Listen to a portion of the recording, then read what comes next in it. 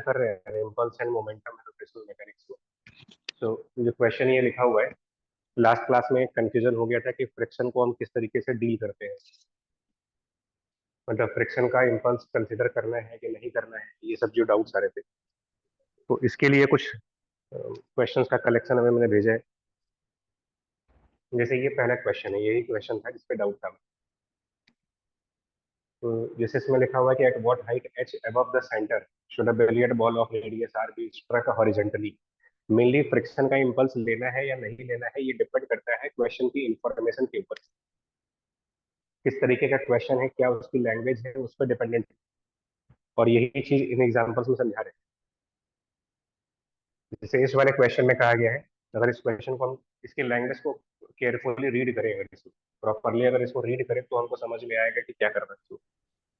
ये जो main word है कि वो जो बिलियर्ड बॉल है, it is struck, and the most important part उसका डायरेक्शन। हम लोग इसको हॉरिजॉन्टली स्ट्रक कर रहे हैं। नाउ ऑब्वियसली अगर ये कोई बिलियर्ड बॉल है एंड प्लेस्ड ऑन है रफ सरफेस पे, मान लेते हैं डेफिनेटली सरफेस रफ होगा तभी इसका रोलिंग विदाउट स्लिपिंग बनेगा।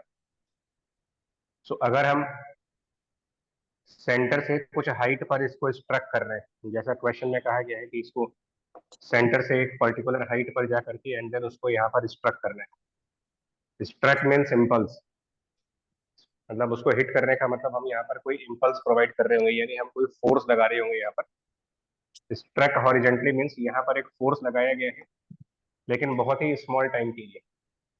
मतलब हमने यहाँ पर एक फोर्स लगाया for a very small interval, a very small time, मतलब बस ऐसे टक से हिट करना उसको। तो जब हिट करेंगे तो फोर्स तो लगाएंगे लेकिन ड्यूरेशन काफी छोटा होगा। ना ऑब्वियसली इस फोर्स को लगाने के बाद जब ये फोर्स इस पर लगाएंगे तो डेफिनेटली इसकी वजह से ये बॉल जो रेस्ट पर थी वो फर्दर मूव करना स्टार्ट करेगी। जैसे मैंने पिछली क्लास में आपसे कहा हुआ है कि रोटेशनल मैकेनिक्स में बॉडी के जो मूव करने का जो डायरेक्शन पार्ट है वो आपको लॉजिकली सोचना पड़ेगा। मतलब कि अगर हम ये फोर्स लगा रहे हैं तो लॉजिकली आप सोचिए कि ये जब फोर्स लगाएंगे तो ये अपना लीनियर लीनियर मोशन कौन सी डायरेक्शन में करेगा और अपना रोटेशनल मोशन ये कौन सी डायरेक्शन में करेगा। डायरेक्शन हमको ऑब्जर्व करना होगा। जो ऑब्वियस है कि जब ये फोर्स लगाएंगे राइट साइड डायरेक्शन में तो इसका ट्रांसलेटरी मोशन इधर की तरफ होगा। एंड क्योंकि सेंटर के ऊपर फोर्स लगा रहे हैं, सेंटर से ऊपर फोर्स लगाएंगे तो इसकी जो टॉर्क जनरेट होगी about the centre clockwise generate होगी। एंड देयरफॉर इसका लीनियर मोशन फॉरवर्ड डायरेक्शन में होगा और रोटेशनल मोशन इसका क्लॉकवाइज डायरेक्शन में होगा। फोर्स और उसके टॉर्क की डायरेक्शन के बेस पे देखा गया है। फोर्स की डायरेक्शन एंड टॉर्क की डायरेक्शन दोनों देखी जाएगी। सो डायरेक्शन हम लोग लॉजिकली यानी आर्ग्यूमेंट के बेस पर देख रहे हैं। अब आते हैं मैग्नीट्यूड्स के ऊपर कि ये मैग्नीट्यूड कितना होगा और ये मैग्नीट्यूड कितना होगा। सो बिकॉज यहाँ पर हॉरिजेंटल स्ट्रक किया गया है, मतलब जो भी आप फोर्स दे रहे हो वो हॉरिजेंटल दे रहे हो। सो जो भी हमारा फोर्स है ये हॉरिजेंटल है, दैट मीन्स कि इसका कोई भी वाई डायरेक्शन में कंपोनेंट नहीं। जो भी हम अप्लाई कर रहे हैं फोर्स उसकी डायरेक्शन हमने ये चूज की है जिसकी वजह से वाई एक्सिस पर कोई कंपोनेंट नहीं आ रहा है, यानी कि नॉर्मल डायरेक्शन में कोई भी कंपोनेंट जनरेट नहीं हो रहा है। और जब नॉर्मल डायरेक्शन में इम्पल्स का कोई कंपोनेंट ना हो, मतलब अगर एक बॉडी है जिसको हम हिट कर रहे हैं और इस तरीके से हिट कर रहे हैं कि जिस फोर्स से आप उसको हिट कर रहे हो उसका कोई भी कंपोनेंट नॉर्मल रिएक्शन फोर्स के साथ ना तो ऐड हो रहा हो और ना ही सब्ट्रैक्ट हो रहा हो, तो इस केस में नॉर्मल रिएक्शन फोर्स एक फाइनाइट वैल्यू पर होगा। नॉर्मल रिएक्शन फोर्स की एक फाइनाइट वैल्यू होगी, mg की एक फाइनाइट वैल्यू होगी, और ये जो स्ट्रक करने वाला फोर्स है इसकी वैल्यू काफी बड़ी होगी। स्ट्रक करना मतलब बहुत ही लार्ज अमाउंट का फोर्स लगा रहे हैं, ये फोर्स काफी बड़ा होगा as a compared to this normal and mg। मैं फिर से रिपीट कर रहा हूँ कि क्योंकि हॉरिजेंटल फोर्स है इसलिए इसका कोई भी इफेक्ट नॉर्मल पर नहीं पड़ेगा। एंड नॉर्मल यहाँ पर एक फाइनाइट वैल्यू mg के बराबर होगा, and should be equal to mg। और वैसे भी देख सकते हैं कि हिट करने के बाद इस बॉडी का वाई डायरेक्शन में कोई मोशन नहीं हो रहा, जब इस बॉडी का वाई एक्सिस में कोई मोशन होगा ही नहीं, तो ये फोर्सेस हमेशा बैलेंस होंगे। अब जैसे हमारा डाउट ये आ रहा था कि फ्रिक्शन, मतलब बिकॉज ये सरफेस रफ होगी तो डेफिनेटली फ्रिक्शन फोर्स होगा, बट पॉइंट ये है दैट इवन अगर हम फ्रिक्शन को कंसिडर भी करेंगे इस फोर्स के बाद, मान लेते हैं कि फ्रिक्शन बैकवर्ड लगा भी, अगर हम फ्रिक्शन को बैकवर्ड कंसिडर कर भी ले, तो क्योंकि फ्रिक्शन की मैक्सिमम वैल्यू, इसकी maximum value mu multiplied by the normal है। फ्रिक्शन को अगर कंसिडर करेंगे भी तो वो म्यू इंटू नॉर्मल, इसमें म्यू एक फाइनाइट वैल्यू है, नॉर्मल एक फाइनाइट वैल्यू है, और इस फ्रिक्शन का जब इंपल्स कंसिडर करेंगे, अगर हम यहाँ पर इंपल्स चेक करेंगे by this friction force which is force multiplied by the time, force into time is impulse. So force जिन दो फैक्टर पे डिपेंडेंट है, ये दोनों फाइनाइट वैल्यूज है, मतलब कि friction force has a finite value, लेकिन जो टाइम ड्यूरेशन आप ले रहे हो वो एक्सट्रीमली स्मॉल है, time duration is almost zero value, almost zero value. So mathematically any finite value multiplied by zero will remain zero, will be approximately zero, because zero के साथ अगर हम इनफाइनाइट वैल्यू मल्टीप्लाई करेंगे तब कुछ result आ सकता है, बट फ्रिक्शन इनफाइनाइट वैल्यू पर होगा नहीं, क्योंकि फ्रिक्शन जिन दो चीजों पर डिपेंडेंट है दोनों ही फाइनाइट वैल्यूज है। And because of this argument, because friction का इम्पल्स ऑलमोस्ट जीरो है, दैट्स व्हाई इस रीजन की वजह से फ्रिक्शन को हम यहाँ पर इग्नोर करेंगे, इस न्यूमेरिकल में फ्रिक्शन को इग्नोर करेंगे, एंड फ्रिक्शन को इग्नोर करके रिमेनिंग क्वेश्चन अपना फर्दर सॉल्व करेंगे।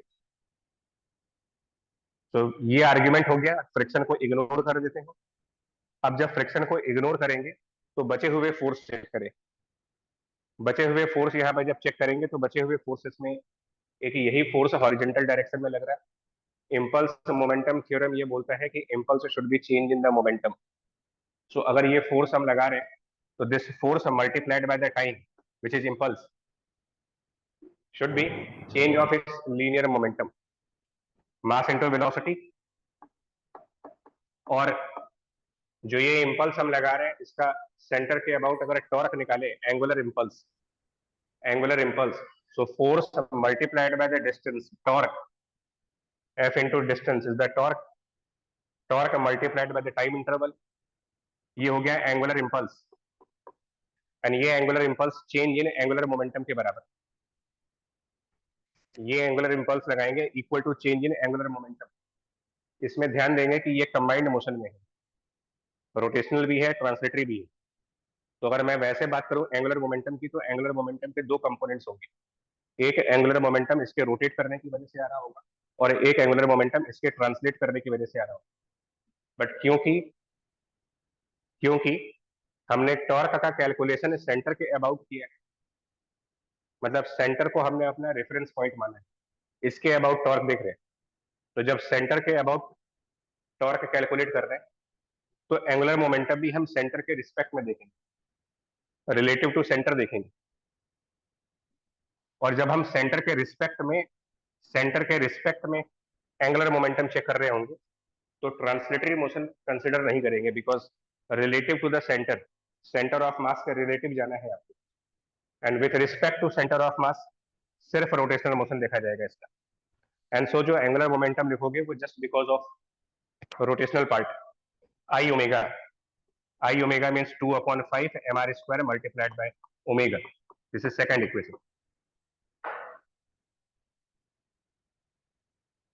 यहाँ पर ध्यान देना है कि ये जो टॉर्क इनटू टाइम लिखा है आपने, टॉर्क इनटू टाइम बराबर चेंज इन एंगुलर मोमेंटम में, ये रिकमेंड किया जाता है कि जब ट्रांसलेटरी मोशन आ रहे हो, सॉरी कंबाइंड मोशन जब आ रहे हो, जब भी आपका कंबाइंड मोशन का केस बन रहा हो और इंपल्स दिया गया उसमें, तो सजेशन ये होती है कि आप टॉर्क मल्टीप्लाइड बाय टाइम में जो टॉर्क है सेंटर ऑफ मास के अबाउट निकालिए, जिससे कि एंगुलर मोमेंटम में जब चेंज लिख रहे होंगे तो हम सिर्फ आई ओमेगा वाला टर्म लिखेंगे, ट्रांसलेशन वाले एंगुलर मोमेंटम को यहाँ पर लिखने की जरूरत नहीं पड़ेगी। एंड नाउ इन दोनों को जब सॉल्व करेंगे इन दोनों को सॉल्व करने के लिए दोनों इक्वेशंस को डिवाइड कर दें, and further rolling without slipping बोला गया है, तो इस VC और ओमेगा में भी रिलेशन आ जाएगा। रोलिंग विदाउट स्लिपिंग है, दैट मीन्स कि VC should be equal to R multiplied by omega. दोनों इक्वेशंस को डिवाइड कर लीजिए, VC equal to R omega लगा दें, जो H है उसकी एक वैल्यू आ जाएगी जो कि 2R/5 होगी। H की value H equal to 2R/5।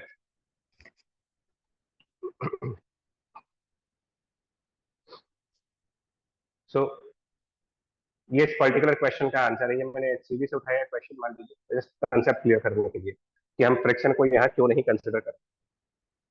Reason फिर से रिपीट करो, फ्रिक्शन को कंसिडर इसलिए नहीं कर रहे क्योंकि जो एक्सटर्नल इंपल्स है उसकी डायरेक्शन हॉरिजेंटल है, जिस वजह से वर्टिकल डायरेक्शन में हम कोई भी इंपल्स प्रोवाइड नहीं कर रहे।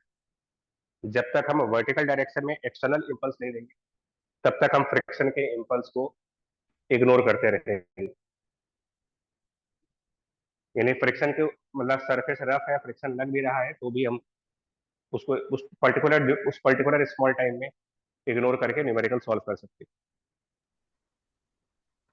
इस क्वेश्चन को फर्दर इन्वेस्टिगेट करेंगे तो ये भी इसका एक मतलब आ रहा है। जैसे इसमें इन्होंने क्वेश्चन किया, जब इसको सॉल्व करते हैं तो इसका आंसर आता है, दोनों इक्वेशन डिवाइड करके H की वैल्यू मिलती है 2R/5। सो नाउ इस क्वेश्चन के और भी मतलब इसमें और भी चीजें पूछ सकते हैं हम लोग कि जैसे मतलब सेंटर से 2R/5 डिस्टेंस पर आप इंपल्स दे रहे हो and it starts pure rolling. Centre से 2R/5 डिस्टेंस पर देने पर ये प्योर रोलिंग कर रहा है। ऑब्वियसली अगर हम इसके अलावा कोई डिफरेंट डिस्टेंस चूज कर लें, मतलब 2R/5 से के अलावा, मतलब सेंटर से 2R/5 हाइट पर इंपल्स देने पर ये रोलिंग विदाउट स्लिपिंग कर रहा है, तो इसका दूसरा मतलब ये भी है कि अगर हम इससे कुछ डिफरेंट हाइट रखेंगे तो फिर ये रोलिंग प्योर नहीं होगी। मतलब ये रोलिंग तो स्टार्ट करेगा लेकिन तब स्लिपिंग भी होगी, या तो फॉरवर्ड स्लिपिंग होगी या तो बैकवर्ड स्लिपिंग होगी। मतलब यही इंपल्स 2R/5 से ज्यादा हाइट पर देंगे तो कुछ अलग रिजल्ट आएगा, और 2R/5 से कम हाइट पर देंगे तो कुछ अलग आंसर आएगा। क्या आंसर आएगा वो ऐसे देख सकते हैं,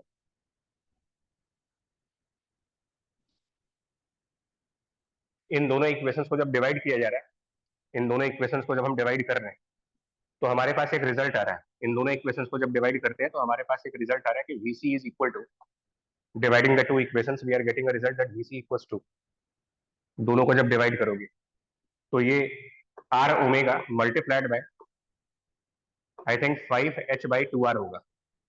इसको वेरीफाई करिएगा, मतलब ये VC और ओमेगा में रिलेशन यही है ना, VC equals to R omega into 5H/2R। Now sir sir आपका वीडियो थोड़ा ब्लर आ रहा है। जी, yes sir. Yes sir, freeze भी करना। वीडियो फ्रीज है, सर बीच बीच में हो जाता। वो ये रुक जा रहा है बस। तो नेट इश्यू होगा कुछ ऐसा। अभी कैसा है मतलब इस समय? वैसा ही सब ब्लर सा आ रहा है।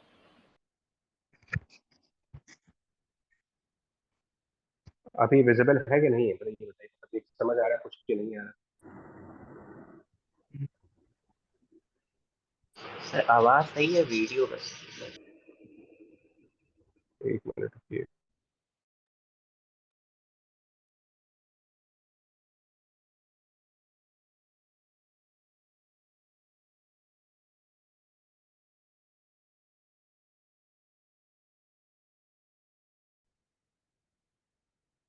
नेट तो हमने चेक किया है, नेट तो सही है हमारे पास,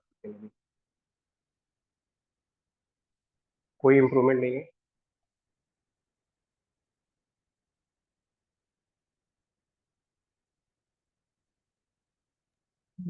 हेलो, नो सर, इम्प्रूवमेंट तो नहीं है।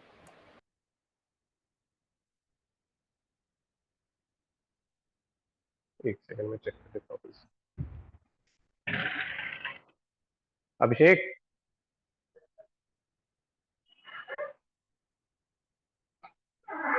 इंटरनेट का कुछ प्रॉब्लम है क्या?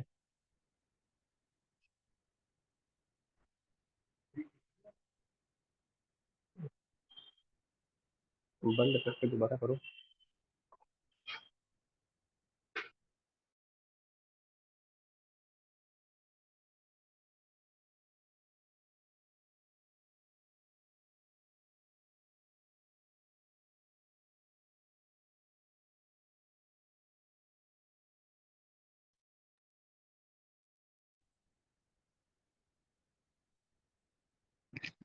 हेलो,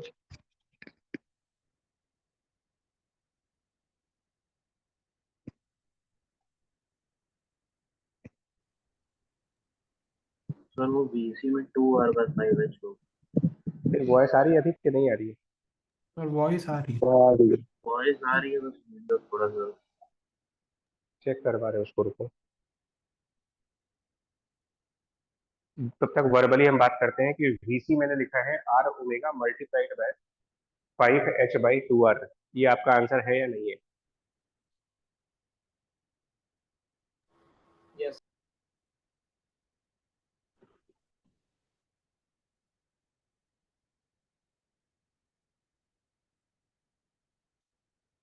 वीडियो अभी फ्रीज है कि अभी मूव कर सर रही है? 2R/5 है, 5 2R/5।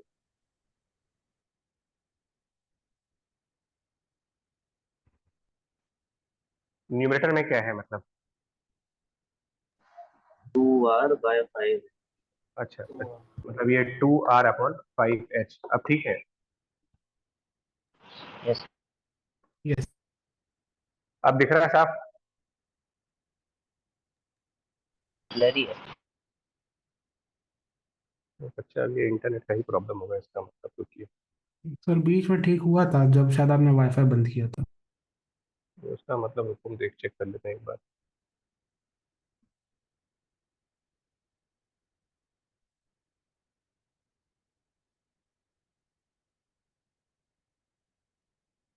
अब देखिए, अब शायद सही हो गया होगा।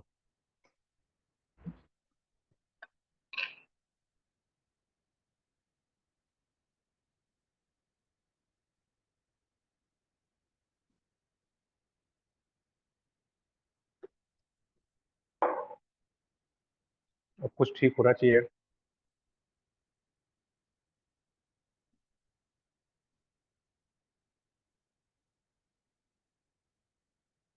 नहीं है, कोई चेंज नहीं है। सर थोड़ा बेटर है। मतलब हम पढ़ सकते हैं कि नहीं हम? ये थोड़ा सा अगर अभी यस सर। तो ये 2-4 मिनट की दिक्कत होगी, भी सही हो जाएगी। Yes sir. तो ये आंसर मान लो आ रहा है। तो अब हमने ये कहा कि अगर h की वैल्यू 2r/5 है तब तो ये रोलिंग विदाउट स्लिपिंग करेगा। लेकिन अगर h की वैल्यू 2r/5 से ज्यादा है, ऑब्वियसली अगर h की वैल्यू 2r/5 से ज्यादा करते हो, मतलब कि डिनोमिनेटर बड़ा करते हो, तो इधर जो वैल्यू आएगी, अगर h की वैल्यू 2r/5 से बड़ी रखते हो आप, तो डेफिनेटली इधर जो वैल्यू होगी आपकी, वो कुछ छोटी वैल्यू आएगी। इधर r ओमेगा से कुछ कम हो जाएगा। इसका मतलब उस केस में vc की जो वैल्यू होगी वो r ओमेगा से ज्यादा हो जाएगी। तो vc की वैल्यू r ओमेगा से ज्यादा होने का मतलब ये फॉरवर्ड स्लिपिंग करेगा। और जब ये फॉरवर्ड स्लिपिंग करेगा, क्योंकि जब vc की वैल्यू r ओमेगा से ज्यादा होगी, तो बॉटम मोस्ट पॉइंट पर जो रिजल्टेंट वेलोसिटी आएगी, तो vc more than r omega के केस में यहाँ पर जब वेलोसिटी निकालेंगे तो वो उसका डायरेक्शन इधर आएगा, फॉरवर्ड स्लिपिंग। तो उसमें क्या होगा कि जब ये मोशन स्टार्ट करेगा, देन इसमें फ्रिक्शन लगना चालू होगा during impulse. During impulse friction को इग्नोर किया जाएगा, पर जैसे ही वो इम्पल्स खत्म होगा, जैसे ही ये इम्पल्स का ड्यूरेशन खत्म होगा और ये चलना स्टार्ट करेगा, उसके बाद फ्रिक्शन फोर्स बैकवर्ड डायरेक्शन में कंसिडर करेंगे। और जब फॉरवर्ड स्लिप होगा तो फ्रिक्शन बैकवर्ड दिखाएंगे। और ये फ्रिक्शन तब तक लगता रहेगा, ये फ्रिक्शन तब तक लगता रहेगा जब तक कि ये कुछ टाइम बाद फिर से प्योर रोलिंग में स्टार्ट कर दे। थोड़ी देर बाद ये प्योर, मतलब पहला न्यूमेरिकल ये था कि इम्पल्स लगाने के तुरंत बाद प्योर रोलिंग हो, जैसे ही इम्पल्स लगाया इमीडिएटली प्योर रोलिंग स्टार्ट हो जाए। उसके लिए हाइट 2r/5 है। उससे अलग कोई हाइट होगी तो अल्टीमेटली उसमें भी प्योर रोलिंग होनी है। फर्क सिर्फ ये होगा कि वो इमीडिएट नहीं होगा। इम्पल्स खत्म होने के बाद फॉरवर्ड स्लिपिंग होगी, फ्रिक्शन लगेगा, थोड़ी देर बाद फिर से ये प्योर रोलिंग स्टार्ट करेगा। उसका भी न्यूमेरिकल हम लोग कर चुके हैं। उस न्यूमेरिकल को निकालने के लिए ग्राउंड वाले पॉइंट के अबाउट एंगुलर मोमेंटम कंसीडर कराते हैं। और सिमिलरली अगर h की वैल्यू 2r/5 से कम है, h लेस देन 2r/5 है, मतलब कि 2r/5 से जो हाइट है उसके नीचे जाते हो अगर, तो 2r/5 के नीचे वाली हाइट पर जाओगे, 2r/5 के नीचे वाली हाइट पर जब जाएंगे तो फिर vc less than r omega आएगा। vc less than r omega आने का मतलब ये बैकवर्ड स्लिप करेगा। अच्छा इस बैकवर्ड वाले स्लिप कर, में हाँ जी, VC less than R omega इस वाले में नहीं आएगा?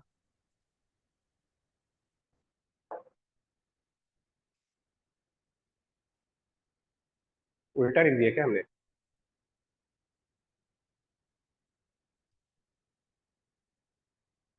इसमें इनइक्वालिटी उल्टा लिख दिया क्या मैंने, h मोर देन 2r/5 पर? यस सर शायद। हाँ ठीक है, तो उल्टा हो, सॉरी, पूरा फ्लो डिस्टर्ब हो गया एक्चुअली। तो vc less than r omega, देखिए कुल मिला के मेरा पॉइंट ये है, अभी हम किसी न्यूमेरिकल में इसको भी देख लेंगे। कुल मिलाकर के मेरा पॉइंट ये है कि अदर देन 2r/5 के अलावा कोई और हाइट लोगे तो सिचुएशन डिफरेंट होगी। यानी मैं मैसेज ये देना चाह रहा हूँ आपको, समझाना मेरा ये था कि एक यूनिक वैल्यू होती है, मतलब इम्पल्स की एक पर्टिकुलर प्लेस होती है, एक स्पेसिफिक लोकेशन होती है। अगर वहां पर इम्पल्स देंगे तो प्योर रोलिंग स्टार्ट करेगा। उस यूनिक लोकेशन के अलावा कहीं भी और इम्पल्स प्रोवाइड करेंगे तो या तो ये फॉरवर्ड स्लिपिंग करेगा या तो ये बैकवर्ड स्लिपिंग करेगा, लेकिन थोड़ी देर बाद ये वापस प्योर रोलिंग पर आ जाएगा। मतलब अल्टीमेटली प्योर रोलिंग होनी है। अब वो इमीडिएट होनी है या आफ्टर सर्टेन टाइम होनी है, वो डिपेंड करता है कि इम्पल्स कितने हाइट पर दे रहे हैं। और अगले एग्जांपल्स में इन सब का है क्वेश्चन, मैं दिखा रहा हूं आपको। सेकंड क्वेश्चन जो असाइनमेंट में है अगर उसको देखें एक बार, सेकंड क्वेश्चन इन असाइनमेंट,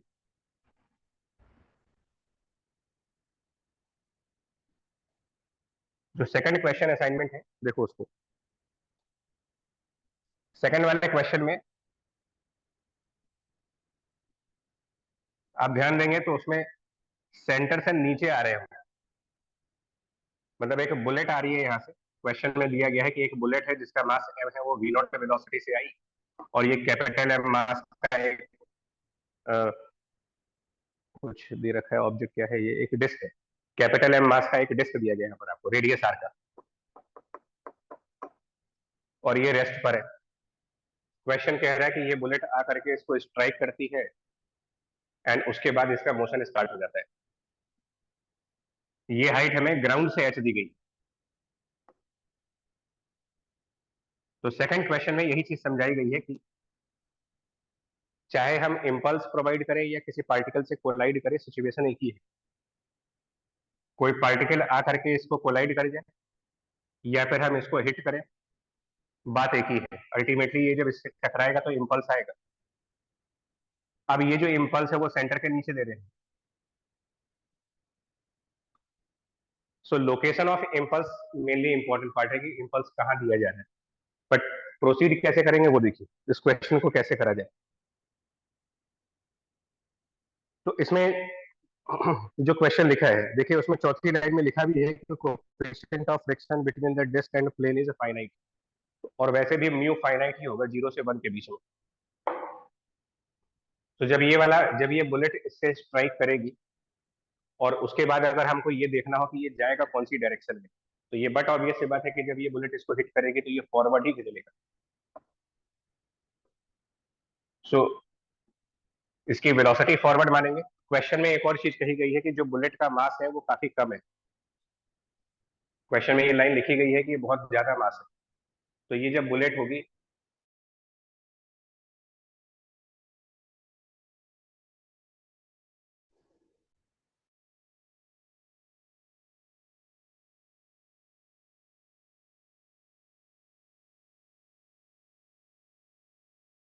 फर्क आएगा नहीं। अगर बुलेट का मास कंसीडर कर लेंगे तो सेंटर ऑफ मास चेंज होगा, बट क्योंकि मास इग्नोर किया जा रहा है तो जो डिस्क का सेंटर है वही सिस्टम का centre of mass.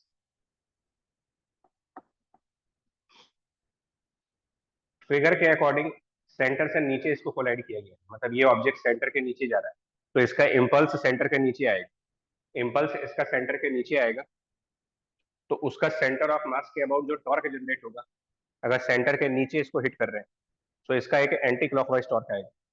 And so इसका ओमेगा इस तरीके से लिखा होगा। सो डायरेक्शंस हम लोग वॉच करते हैं, उसके बाद इक्वेशंस बनाते हैं। अब हम इसको सॉल्व करेंगे। अब इसमें भी ध्यान देना है कि फ्रिक्शन कंसिडर करना है या नहीं करना है। क्वेश्चन ये है मेन चीज, इस न्यूमेरिकल में हम फ्रिक्शन को कंसिडर करें या ना करें। तो बड़ा सीधा सा तरीका है, ऐसे भी देख सकते हो, क्या इस पूरे सिस्टम के लीनियर मोमेंटम में वर्टिकल डायरेक्शन में कोई चेंज आ रहा है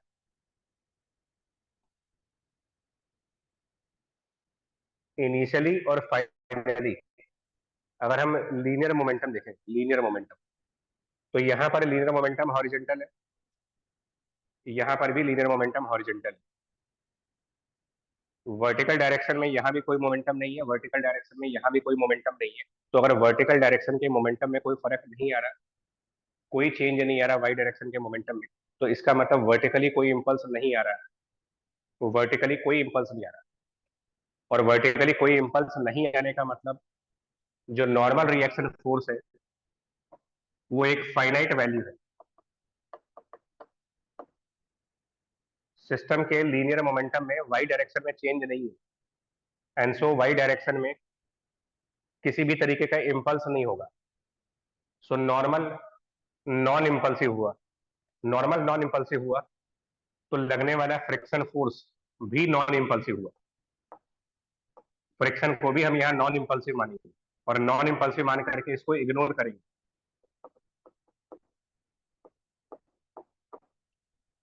यानी कि इस न्यूमेरिकल के अंदर भी फ्रिक्शन को कंसिडर नहीं करना है। सिर्फ मैं फिर से रिपीट कर रहा हूं, अगर समहाउ ऐसा होता कि वाई डायरेक्शन का मोमेंटम चेंज हो रहा होता तो हमारे लिए नॉर्मल इंपल्सिव बनेगा, फ्रिक्शन इंपल्सिव बनेगा, उस केस में इसको इग्नोर नहीं करेंगे। फिलहाल ये न्यूमेरिकल ऐसा नहीं है तो फ्रिक्शन इग्नोर कर दीजिए। फ्रिक्शन को इग्नोर करने का मतलब बुलेट और डिस्क को सिस्टम मान लें। अगर ये मान लें कि बुलेट प्लस डिस्क एक सिस्टम है तो एक्सटर्नली कोई फोर्स नहीं आ रहा है इसके अंदर। अगर ये सिस्टम मानोगे तो यहाँ पर कोई भी एक्सटर्नल फोर्स नहीं बचा। इन्होंने आपस में जो फोर्स लगाई वो इंटरनल है, एक्सटर्नल फोर्स फ्रिक्शन को इग्नोर कर दिया गया है। उसके अलावा नॉर्मल और ग्रेविटी वाई डायरेक्शन में है। तो कुल मिलाकर के हॉरिजॉन्टल डायरेक्शन में कोई भी एक्सटर्नल फोर्स नहीं है।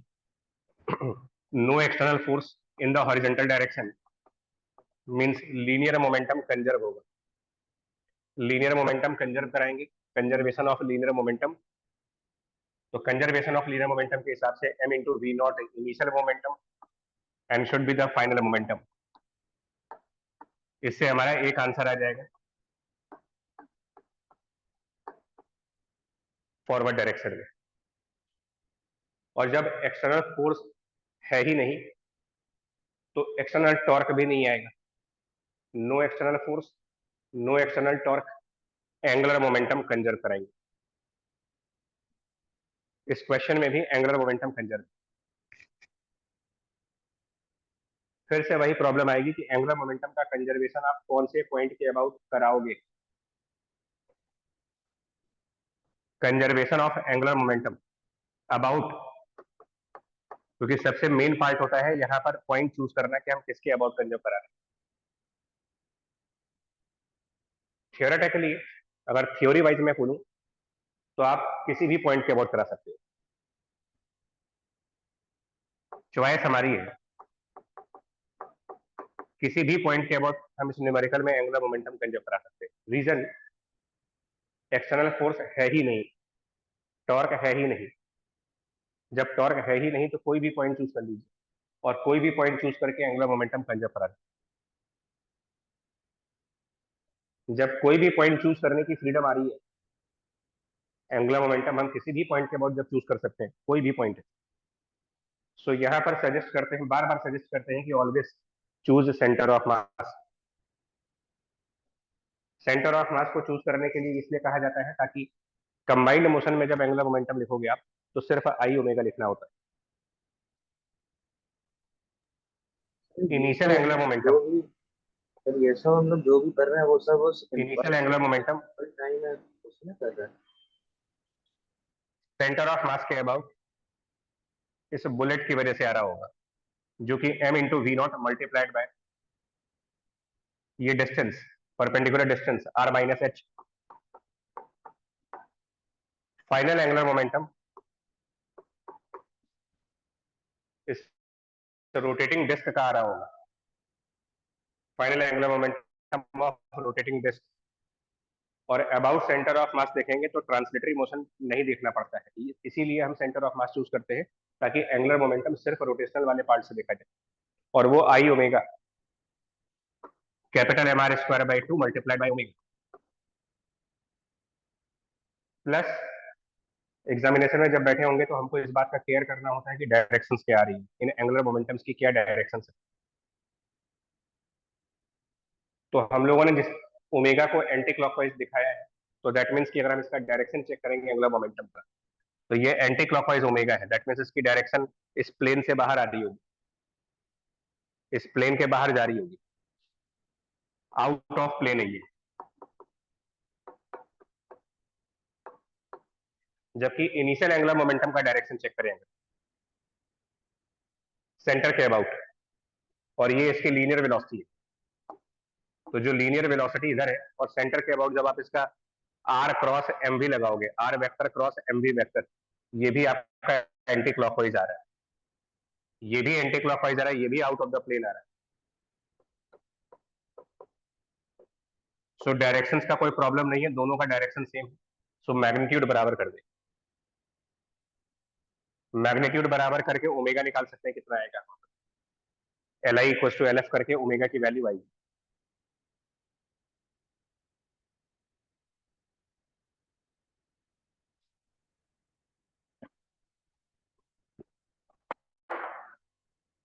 और वो जो आंसर दिया उससे मैच कर जाएगा, L I equal to L F करेंगे तो ओमेगा आ जाएगा। अब यहाँ से ओमेगा की वैल्यू मिल जाएगी, यहाँ से वीसी की वैल्यू मिल गई। ध्यान दीजिएगा omega anti clockwise. Now question का जो पहला पार्ट है कि यहाँ पर हम चाह रहे हैं कि ये रोलिंग विदाउट स्लिपिंग करे, पहला पार्ट। मतलब पहला पार्ट इसके नीचे है एक्चुअली। ये क्वेश्चन तो आपका हो गया, ये क्वेश्चन तो आपने निकाल लिया, यहाँ पर वीसी निकाल लिया, ओमेगा निकाल लिया। इसका जो बी पार्ट है उसमें कहा गया है कि, ध्यान दीजिएगा बी पार्ट में क्या कहा गया है। क्वेश्चन का ए पार्ट हमने सॉल्व कर लिया ना, क्वेश्चन का बी पार्ट, ये कौन से टाइप का रोलिंग चल रहा है आप ध्यान से देखो।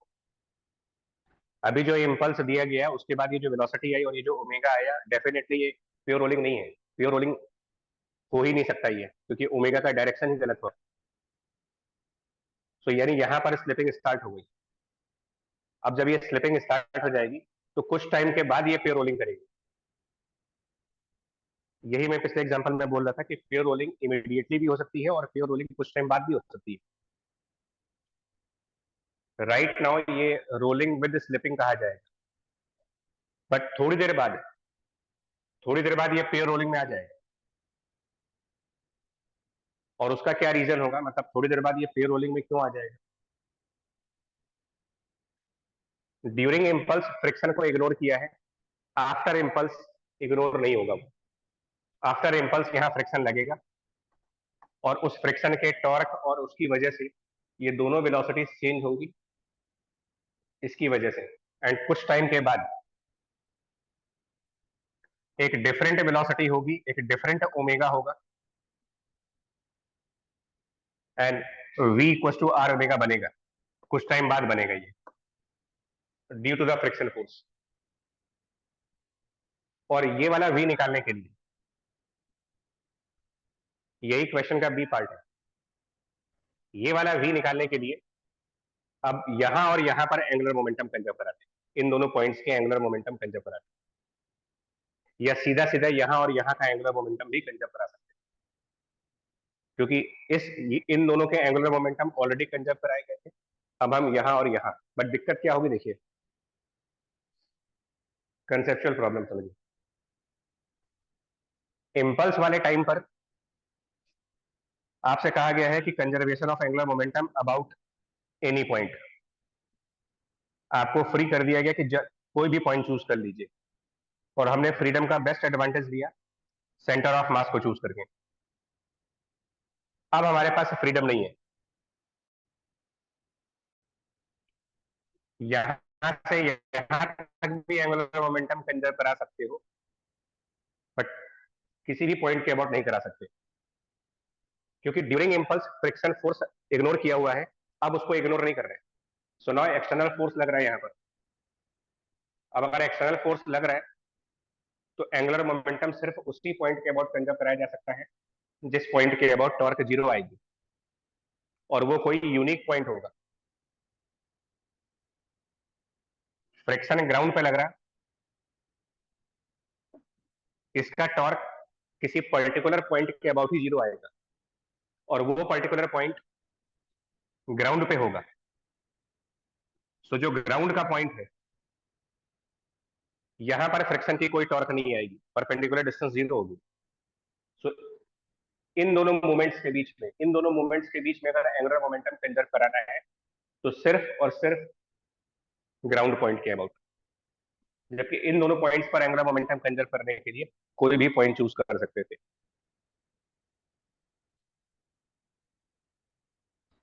सो अब हम यहाँ का एंगुलर मोमेंटम और यहाँ का एंगुलर मोमेंटम कंजर्व करेंगे, बट एंगुलर मोमेंटम कैलकुलेट करेंगे पॉइंट जी के अबाउट, और जब पॉइंट जी के अबाउट एंगुलर मोमेंटम कैलकुलेट करेंगे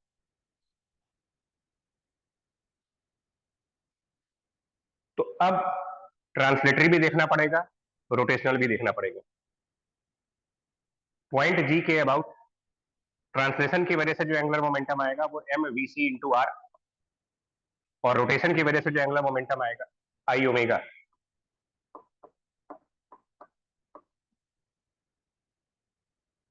इसको ओमेगा डैश कर देते हैं, अरे वी डैश कर देते हैं, इसको ओमेगा लिखा है, यहाँ ओमेगा डैश कर दिया। इनकी डायरेक्शंस चेक करते हैं। हम लोग पॉइंट जी के अबाउट देख रहे हैं, ओमेगा इज एंटी क्लॉकवाइज, ये क्वांटिटी एंटी क्लॉकवाइज चल रही, लेकिन पॉइंट जी के अबाउट इसका जो ट्रांसलेटरी मोशन चल रहा है, अगर इस वेलोसिटी की वजह से यहाँ पर एंगुलर मोमेंटम की डायरेक्शन देखेंगे तो वो क्लॉकवाइज आएगी, एक एंटी क्लॉकवाइज आ रहा है, एक क्लॉकवाइज आ रहा है। तो अगर इसको पॉजिटिव मानेंगे तो इसको नेगेटिव मानेंगे, और अगर इसको प्लस मान रहे तो इसको नेगेटिव मानिए। कन्वेंशन आपका एंटी क्लॉकवाइज प्लस मान लेते हैं, क्लॉकवाइज नेगेटिव हो गया। ये यहां पर एंगुलर मोमेंटम निकाला गया जी पॉइंट के अबाउट, इक्वल टू नौ, यहां पर जब जाएंगे तो अगेन उस ग्राउंड वाले पॉइंट पर एंगुलर मोमेंटम, तो रोटेट करने के लिए जो एंगुलर मोमेंटम आएगा वो I omega M R square by two omega dash, और ट्रांसलेट करने वाला angular momentum M V dash are.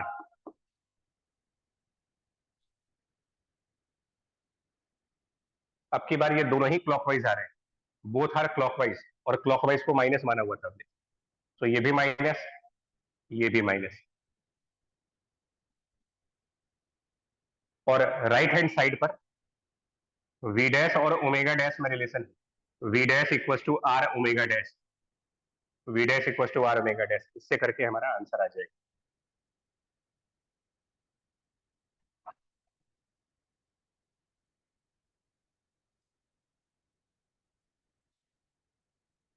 इसकी और क्लैरिटी लाने के लिए थर्ड क्वेश्चन डाला गया है, मतलब इस पूरे डिस्कशन को कंप्लीट करने के लिए थर्ड क्वेश्चन दिया गया है।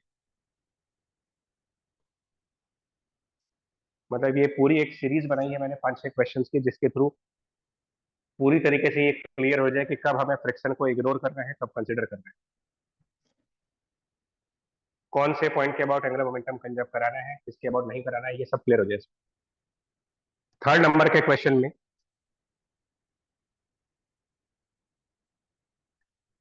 थर्ड नंबर वाले क्वेश्चन में फिर वही क्वेश्चन है कि हम कितनी हाइट पर हिट करें कि ये प्योर रोलिंग स्टार्ट करें। थर्ड नंबर का क्वेश्चन और फर्स्ट नंबर का क्वेश्चन एक ही है। क्वेश्चन 3 एंड क्वेश्चन 1 सेम है। फर्क सिर्फ इतना है कि क्वेश्चन 1 में वो सॉलिड स्फीयर है, क्वेश्चन 3 में ये डिस्क है। और थर्ड क्वेश्चन के बी पार्ट में, थर्ड क्वेश्चन का जो बी पार्ट है, उसमें इनकी डिमांड ये है कि हम कहां पर हिट करें जिससे कि ये सिर्फ स्लाइड करे, रोटेट ना करे। मतलब वो बुलेट कितनी हाइट पर आए जिससे कि वो बुलेट जब डिस्क को पेनिट्रेट करे तो डिस्क सिर्फ स्लाइड करे, कोई रोटेशन ना आए उसमें।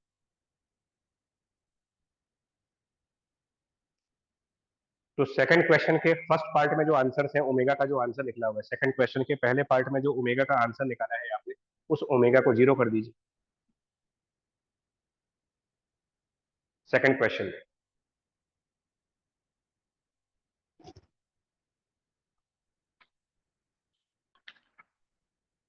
इसी तरीके के क्वेश्चंस नेक्स्ट पेज पर भी है, फोर्थ नंबर पे। सिमिलर टाइप के क्वेश्चंस और भी हैं आगे।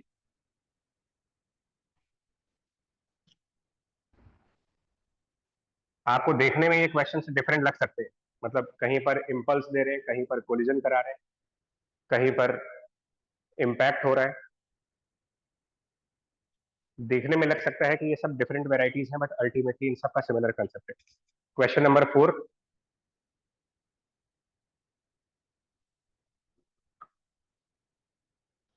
क्वेश्चन नंबर 4 ये कहा गया है कि एक इंक्लाइंड सरफेस है जहां पर कोई बॉडी रोल कर रही है।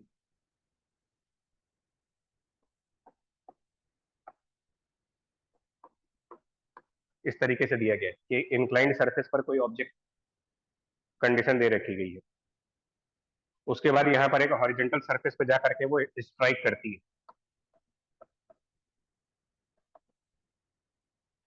मतलब ये इधर से रोल करके आएगा और इस वाले सरफेस को हिट करेगा।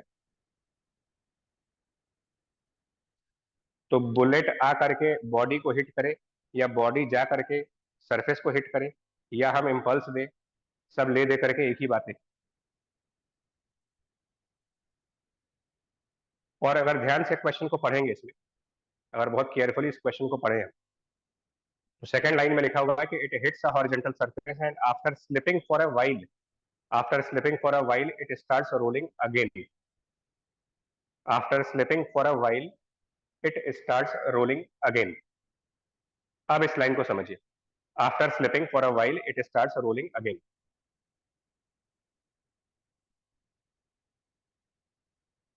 तो इसमें अगर चेक करें, ये स्फीयर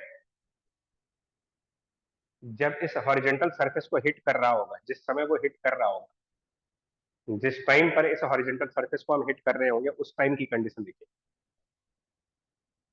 सो एक कंडीशन हमारी जस्ट बिफोर हिटिंग की होगी और एक कंडीशन हमारी जस्ट आफ्टर हिट की, just before hit and just after hit. Horizontal surface को हिट कर, इसको हिट करने के जस्ट पहले ये ऑब्जेक्ट इंक्लाइंड सरफेस पे था, इसको हिट करने से जस्ट पहले, यानी कि तब वेलोसिटी का डायरेक्शन इंक्लाइंड सरफेस की तरफ है, ओमेगा की डायरेक्शन ओमेगा नॉट दे रखी है, और हम इस हॉरिजॉन्टल सरफेस पे आने ही वाले हैं, बस इसको टच करने ही वाले हैं, इस हॉरिजॉन्टल सरफेस पे पहुंचने वाले हैं, बट है आप इंक्लाइंड प्लेन पर, बॉडी इंक्लाइंड प्लेन पर है, बस इस सरफेस को हम टच करने वाले हैं। थोड़ी देर बाद उस सरफेस को टच कर लिया, मतलब यहां से ट्रांजिशन हो गया, इस वाले सरफेस से इस वाले सरफेस पर आ गए। जैसे ही हम इस सरफेस पे जाएंगे, ऑब्जेक्ट और सरफेस के बीच में एक कोलिजन होगी, ऑब्जेक्ट में और सरफेस के बीच में यहाँ पर एक इम्पैक्ट होगा, कोलिजन होगी, एंड वहां से एक फोर्स आएगी। अब जो फोर्स आएगी, अब अगर आप ध्यान से देखोगे, ये ऑब्जेक्ट इस हॉरिजॉन्टल सरफेस को जब हिट करेगा, तो आप सोचो कौन सी डायरेक्शन में फोर्स आएगा, और केयरफुली वॉच करें, केयरफुली वॉच करिए, अपने आप हिंट मिल जाती है। हिट करने से पहले वेलोसिटी का डायरेक्शन इंक्लाइंड सरफेस की तरफ है, वेलोसिटी का डायरेक्शन इंक्लाइंड सरफेस की तरफ होने का मतलब लीनियर मोमेंटम वाई डायरेक्शन में भी है और एक्स डायरेक्शन में भी है, दोनों डायरेक्शंस में लीनियर मोमेंटम है। लेकिन हिट करने के बाद ये जब इस सरफेस पे चल रहा होगा तो मोमेंटम सिर्फ हॉरिजॉन्टल डायरेक्शन में। सपोज कि ये v1 है मान लेते हैं, तो इसका मतलब यहाँ पर वर्टिकल डायरेक्शन का मोमेंटम चेंज हो चुका है। पहले वर्टिकल मोमेंटम है और अब नहीं है, तो वर्टिकल डायरेक्शन का मोमेंटम चेंज हुआ है, दैट मीन्स कि यहाँ पर एक नॉर्मल फोर्स लगा होगा इम्पल्स के फॉर्म में। जब ये कोलिजन हुआ होगा तो एक नॉर्मल फोर्स आई होगी यहाँ पर, और वो इग्नोर नहीं हो सकती अब, क्योंकि वर्टिकल मोमेंटम चेंज हो रहा है, नॉर्मल को इग्नोर नहीं कर पाओगे आप। नॉर्मल को इग्नोर नहीं कर सकते तो फ्रिक्शन को भी इग्नोर नहीं कर सकते, यानी यहां पर फ्रिक्शन फोर्स भी लगेगी और कैन नॉट बी इग्नोर्ड। तो हम राइट साइड फ्रिक्शन दिखाएंगे, और क्वेश्चन में कह रखा है कि स्लिपिंग हुई है, जब कोलिजन हुआ है तो स्लिपिंग हुई है, स्लिपिंग हुई है तो काइनेटिक फ्रिक्शन होगा, काइनेटिक फ्रिक्शन होगा तो ये म्यू इंटू एन होगा।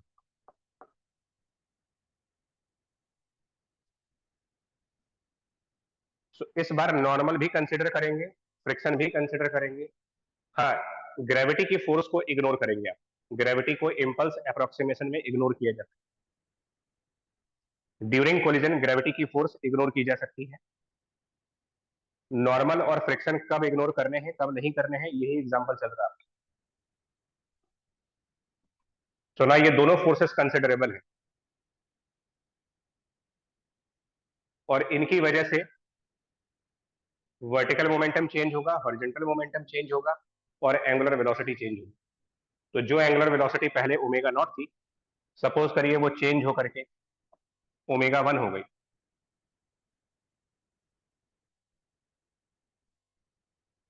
अब इन दोनों के लिए इक्वेशन चाहिए हमें, ये दोनों सॉल्व करना पड़ेगा आपको। एंड नोटिस करना है क्वेश्चन में कहा है कि यहाँ स्लिपिंग हो रही है, इस पॉइंट पर स्लिपिंग हुई है। सो v1 और ओमेगा 1 में वो रिलेशन भी काम नहीं करेगा कि v1 equal to R omega 1, v1 और आर ओमेगा 1 बराबर नहीं होंगे जस्ट आफ्टर द हिट। लेकिन उसी क्वेश्चन में एक और बात कही गई है, इसी क्वेश्चन में एक और बात कही गई है कि थोड़ी सी देर स्लिपिंग करने के बाद ये प्योर रोलिंग कर रहा है। सो वो चीज जस्ट आफ्टर हिट नहीं होगी, थोड़ी देर बाद होगी।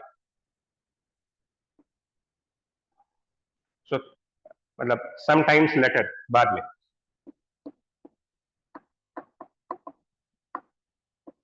कुछ टाइम के बाद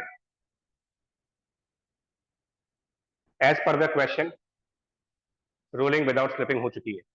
सो अब हम इसको v मान लेते हैं, इसको ओमेगा मान लेते हैं, और अब v equal to R omega होगा। ये क्वेश्चन की डिमांड है, क्वेश्चन में कहा है।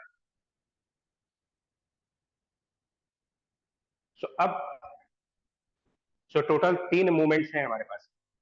पहला मूवमेंट कोलिजन से जस्ट पहले, दूसरा मूवमेंट कोलिजन के जस्ट बाद, तीसरा मूवमेंट जब प्योर रोलिंग स्टार्ट हो गई। आपको डिसीजन इस बात पर लेना होता है कि क्या यहाँ पर एंगुलर मोमेंटम कंजर्व करना है या नहीं करना है, लीनियर मोमेंटम कंजर्व करना है कि नहीं करना है, और अगर करना है तो कौन सी डायरेक्शन में करना है, कौन से पॉइंट के अबाउट करना है। सिर्फ इन बातों को एनालाइज करना होता है। लीनियर मोमेंटम तो वैसे भी कंजर्व नहीं है, डायरेक्शन ही कंजर्व नहीं है, पहले इंक्लाइंड प्लेन था, अब हॉरिजॉन्टल है, तो लीनियर मोमेंटम तो डेफिनेटली चेंज हुआ है, तो उस तरफ तो सोचेंगे भी नहीं। एंगुलर मोमेंटम कंजर्व है या नहीं है तो कौन से पॉइंट के अबाउट है, और अगर है तो कौन से दो मूवमेंट्स हैं जहां पर एंगुलर मोमेंटम कंजर्व करना है आपको। क्या इन दोनों का एंगुलर मोमेंटम कंजर्व करना है, या इन दोनों का करना है, या पहले और तीसरे का करना है, बस इतना डिसीजन लेना होता है।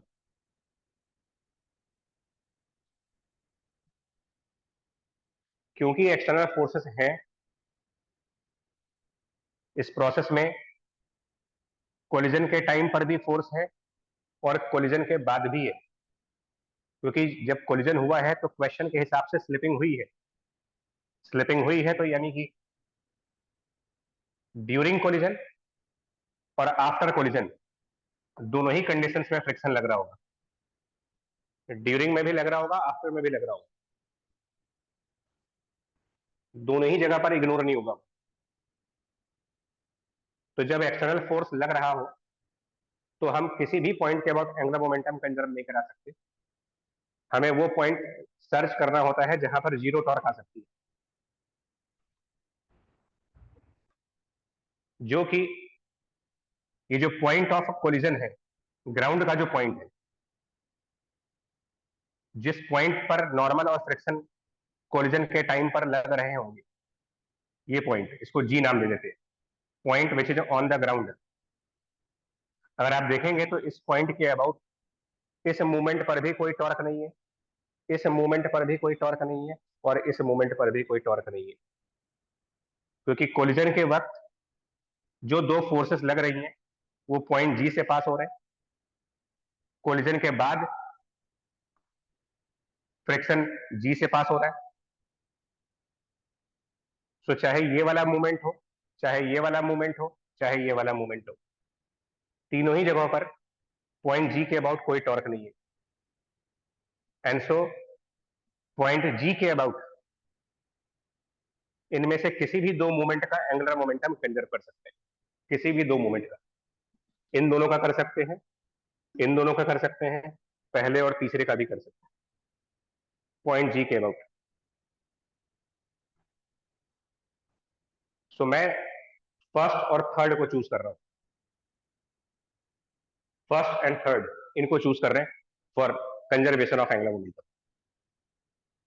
सो एडवाइस मेरी सिर्फ इतनी सी है कि जब आप न्यूमेरिकल्स लगाओ तो ब्लाइंडली लगाने से अच्छा है कि पहले पूरी एनालिसिस करी जाए, क्योंकि ये एक डिफिकल्ट टॉपिक हैंडल कर रहे हैं हम तो ब्लाइंडली ये बोल देना कि एंगुलर मोमेंटम कंजर्व करा देंगे विदाउट एनालिसिस कि हम कहाँ कंजर्व कराएंगे, कौन से पॉइंट पर कराएंगे, कौन से दो मूवमेंट हैं जिनके एंगुलर मोमेंटम कंजर्व होंगे।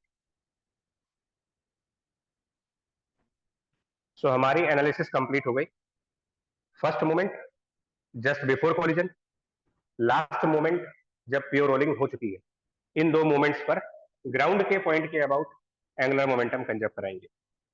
सो अब बात बचती है उसके कैलकुलेशंस की। फाइनली एंगुलर मोमेंटम निकालेंगे, और ये हम with respect two point on the ground निकाल रहे हैं, जो ग्राउंड पर पॉइंट है उसके अबाउट निकाल रहे हैं। So relative to this point अगर यहाँ एंगुलर मोमेंटम कैलकुलेट करें तो ट्रांसलेटरी एंड रोटेशनल दोनों आएंगे, एमवीआर और I omega, I centre of mass. Now directions, point G के अबाउट ट्रांसलेटरी मोशन की वजह से एंटी क्लॉकवाइज डायरेक्शन और ओमेगा भी एंटी क्लॉकवाइज है, बोथ आर एंटी क्लॉकवाइज, दोनों को प्लस कर दीजिए। और इनिशियल एंगुलर मोमेंटम यहां पर जस्ट बिफोर कोलिजन,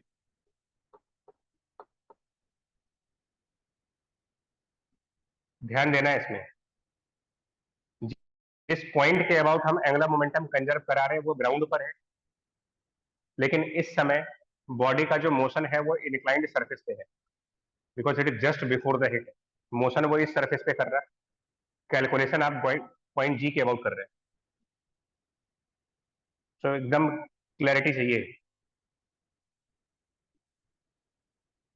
क्योंकि ये कंबाइंड मोशन है तो एंगुलर मोमेंटम दो पार्ट्स में आएगा, एक सेंटर ऑफ मास के अबाउट जो इसका रोटेशन चल रहा है वो, और प्लस दूसरा इसका सेंटर ऑफ मास जो ट्रांसलेटरी मोशन कर रहा है उस वजह से।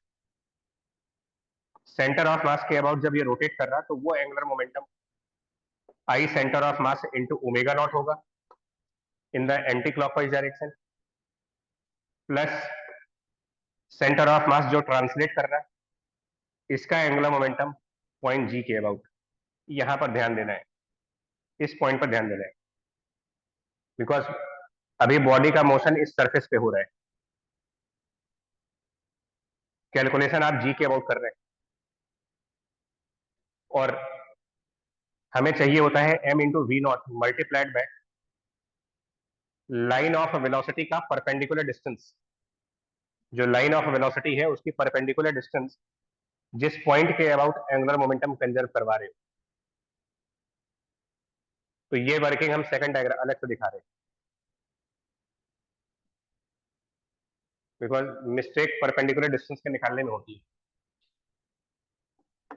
सेंटर ऑफ मास की जो वेलोसिटी है वो जिस लाइन पर है वो लाइन इंक्लाइंड सरफेस के पैरेलल चल रही है, मतलब इंक्लाइंड सरफेस के पैरेलल एक लाइन है, और पॉइंट जी यहां पर लिया है आपने ग्राउंड के ऊपर।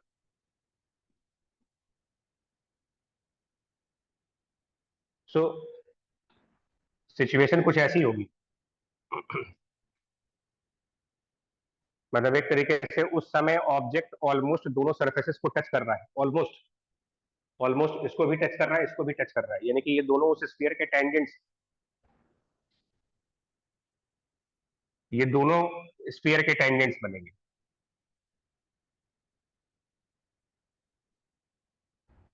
और वेलोसिटी इस वाली टेंजेंट के पैरेलल चल रही है,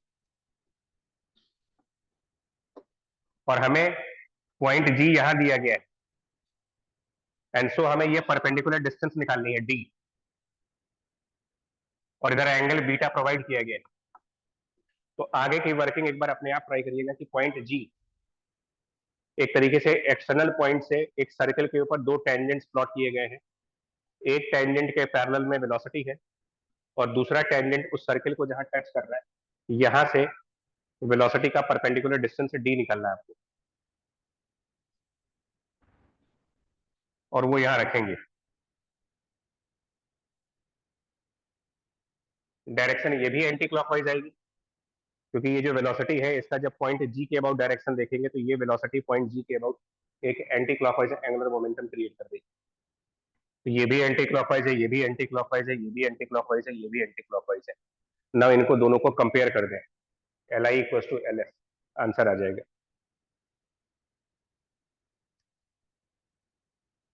नाउ चैलेंज है सिर्फ ये डी निकालना, बट वो मैं इसलिए नहीं कर रहा क्योंकि सर्किल और सर्कल्स की प्रॉपर्टी एंड टेंजेंट्स की प्रॉपर्टी से वो डी निकाला जा सकता है अपने आप।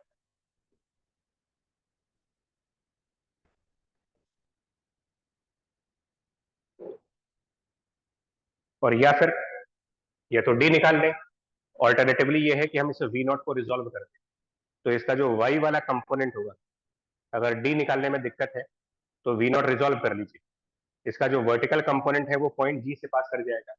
सो वेलोसिटी के वर्टिकल कंपोनेंट से कोई एंगुलर मोमेंटम नहीं आएगा, जो भी आएगा वो इधर वाले कंपोनेंट से आएगा। इन सारे क्वेश्चंस में हमको सिर्फ यही काम करना है कि हम कंजर्वेशन लगाएंगे तो कहाँ लगाएंगे और कौन से दो मूवमेंट्स के बीच में लगाएंगे। मूवमेंट्स एंड पॉइंट पे बहुत ध्यान देना है।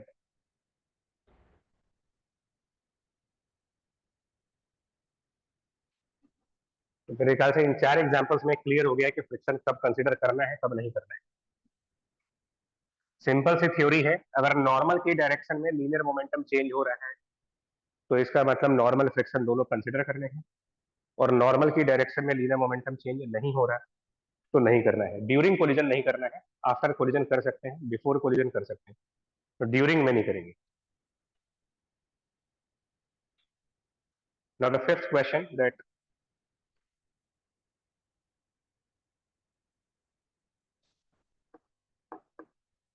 जो क्वेश्चन नंबर 5 है हमारा,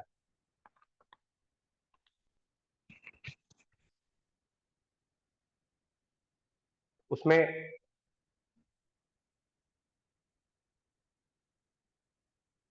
अगर ध्यान से देखें तो ये जो क्वेश्चन नंबर 5 है उसमें कोलिजन हो रहा है, उसमें एक रॉड है, उसका कुछ मास और लेंथ प्रोवाइड किया गया है। यूजुअली हम जब क्वेश्चंस करते हैं, इस टाइप के क्वेश्चंस जो हम लोगों ने प्रैक्टिस करी हुई है, उसमें जो दूसरा होता है, दूसरा वाला मास हम पार्टिकल्स मानते थे कि पार्टिकल आकर के इसको हिट कर रहा है। जनरली हमारे क्वेश्चन सारे ऐसे रहे कि कोई एक पार्टिकल आता है, वो रॉड को हिट करता है।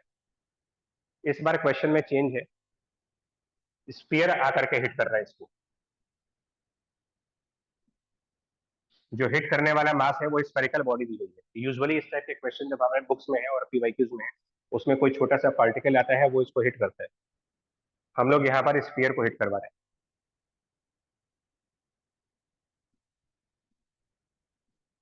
मतलब एक स्फीयर है, उसका भी मास वगैरह सब दे रखा है, मास प्रोवाइडेड है, रेडियस प्रोवाइडेड है, और ये v नॉट वेलोसिटी से जा रहा है और रॉड को हिट करता है। रॉड रेस्ट पे है और उसके अलावा ये वर्टिकल है। नॉर्मल क्वेश्चंस में ये हॉरिजॉन्टल होता है।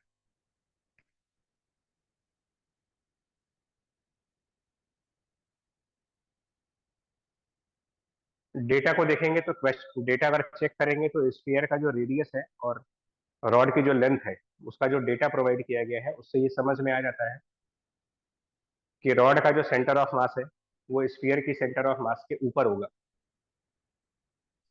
रॉड 100 सेंटीमीटर की है, 100 मिलीमीटर की, और स्फीयर का साइज जो है वो 40 मिलीमीटर का है। तो इससे ऑब्वियस है कि जो रॉड का सेंटर ऑफ मास है वो ऊपर है।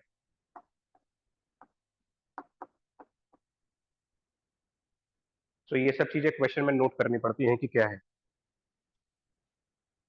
उसके अलावा ये भी कहा हुआ है कि जो स्फीयर है वो ऊपर नहीं, रोल्स विदाउट स्लिपिंग, यानी कि कोलिजन से पहले ये रोलिंग कर रहा है। बिफोर कोलिजन इसका रोलिंग मोशन हो रहा है। बिफोर कोलिजन ये रोलिंग है, ये रेस्ट पर है, इन दोनों के बीच में एक कोलिजन होती है, और अब उसके बाद क्या होगा ये पूछा जा रहा है। तो डिस्कशन जो यहाँ पे करेंगे उसको इम्प्लीमेंट कर सकते हैं अगर ये पार्टिकल होगा तो। अगर पार्टिकल होगा तब भी वर्किंग मेथड यही रहने वाला है, और ऑब्जेक्ट है तब भी वर्किंग मेथड यही रहने वाला है।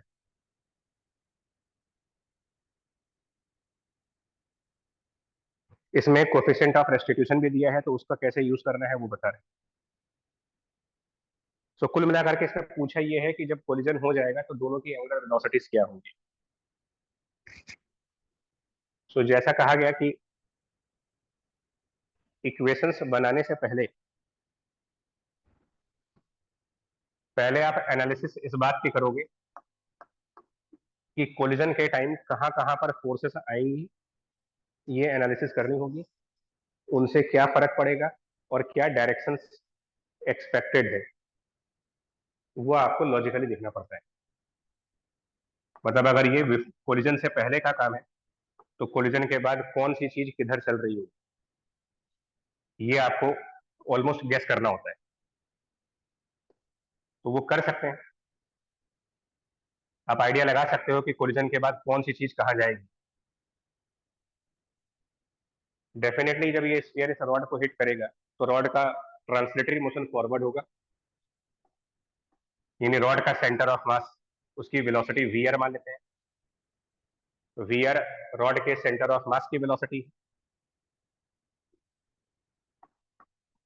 उसके अलावा ये भी ऑब्वियस है कि जब ये स्फीयर रॉड को हिट कर रहा और वो सेंटर ऑफ मास के नीचे हिट कर रहा है, तो जब आप सेंटर ऑफ मास के नीचे करेंगे तो इसकी एक एंटी क्लॉकवाइज टॉर्क आएगी, एंड सो इसका ओमेगा एंटी क्लॉकवाइज होगा।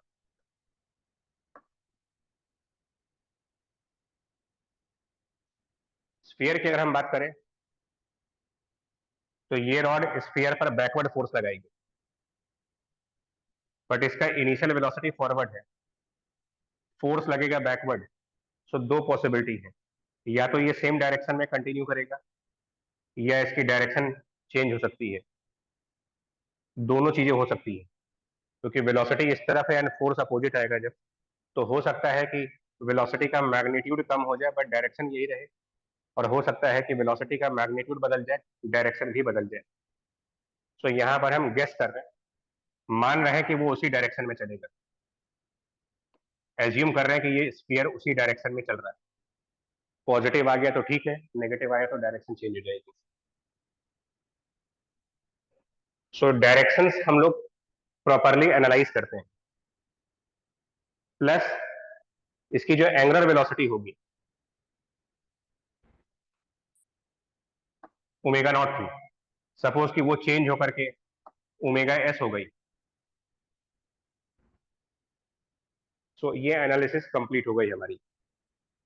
मतलब पहली एनालिसिस होती है डायरेक्शंस को लेकर के, दूसरी एनालिसिस करनी होती है कौन कौन से फोर्स लग रहे होंगे, किनको हमें कंसिडर करना है, किनको हमें इग्नोर करना है। Second analysis. तो अगर वो एनालिसिस करी जाए फोर्सेस की एनालिसिस की, जब ये दोनों आपस में टकराएंगे तो फोर्सेस क्या लगेंगी, इसके लिए क्वेश्चन की लैंग्वेज में बहुत सारी इंफॉर्मेशन होती है, उनको पढ़ना होता है। फॉर एग्जाम्पल क्वेश्चन में लिखा हुआ है कि स्फीयर और रॉड के बीच फ्रिक्शन फोर्स नहीं है। जब इन दोनों के बीच कोई फ्रिक्शन फोर्स नहीं है तो इनमें सिर्फ नॉर्मल लगेगी, यानी कि जिस समय स्फीयर और रॉड के बीच कोलिजन होगी, जिस भी समय पर कोलिजन होगी, उस समय ये रॉड और स्फीयर एक दूसरे के ऊपर नॉर्मल फोर्स लगा रहे होंगे। फ्रिक्शन यहां पर है नहीं। अब बात करते हैं ग्राउंड पे। ग्राउंड पर फ्रिक्शन है, उसका कोफिशिएंट भी दिया गया है। डाउट यह है कि ग्राउंड वाले फ्रिक्शन को हम कंसिडर करें या ना करें। तरीका फिर से देखते हैं। बिफोर और आफ्टर लीनियर मोमेंटम्स की डायरेक्शन को चेक किया जाए। यहां पर भी जितना भी ट्रांसलेटरी मोशन है वो हॉरिजॉन्टल है, और जितना ट्रांसलेटरी मोशन यहाँ है वो भी हॉरिजॉन्टल है। यहाँ भी हॉरिजॉन्टल मोशन हो रहा है, यहाँ भी हॉरिजॉन्टल मोशन हो रहा है, कहीं पर कोई वर्टिकल मोशन नहीं हो रहा। तो इसका मतलब वर्टिकली कोई मोमेंटम चेंज नहीं हुआ। जब वर्टिकली मोमेंटम चेंज हुआ नहीं तो ग्राउंड का नॉर्मल और ग्राउंड की फ्रिक्शन और साथ में ग्रेविटी, ये सब इग्नोर किए जाएंगे। Friction eight ground, normal at ground, mg, तीनों को इग्नोर किया जाएगा। लेकिन परमानेंटली इग्नोर नहीं कर रहे, सिर्फ इन दोनों मूवमेंट्स के बीच में, जस्ट बिफोर जस्ट आफ्टर, इतनी देर के लिए हम नॉर्मल, फ्रिक्शन, ग्रेविटी तीनों ही इग्नोर करेंगे। सो इसका मतलब सिर्फ यही दो फोर्स है और कोई फोर्स नहीं है, बाकी सबको इग्नोर कर दिया गया। और जब सिर्फ यही दो फोर्स है तो इनको सिस्टम मानने से, अगर इनको हम सिस्टम डिफाइन कर दें तो ये भी इंटरनल फोर्स बन जाएगी, यानी कि हमारे पास कोई एक्सटर्नल फोर्स नहीं बचा। जब कोई एक्सटर्नल फोर्स नहीं बचा तो क्लियर हो गया कि लीनियर मोमेंटम कंजर्व करा सकते हो, एंगुलर मोमेंटम किसी भी पॉइंट के अबाउट कंजर्व करा सकते हो। Linear momentum conservation, angular momentum का किसी भी पॉइंट के अबाउट कंजर्वेशन, कोई भी पॉइंट। और तीसरी इक्वेशन बनाते हैं रेस्टिट्यूशन की। तो मेरी पहली equation conservation of linear momentum, initial momentum small m v not, rod rest पर है, final momentum small m v s plus rod capital M v r। एक इक्वेशन है। दूसरी equation conservation of angular momentum, theory के हिसाब से किसी भी पॉइंट के अबाउट, बट न्यूमेरिकल करने के लिए most convenient point about centre of mass of rod.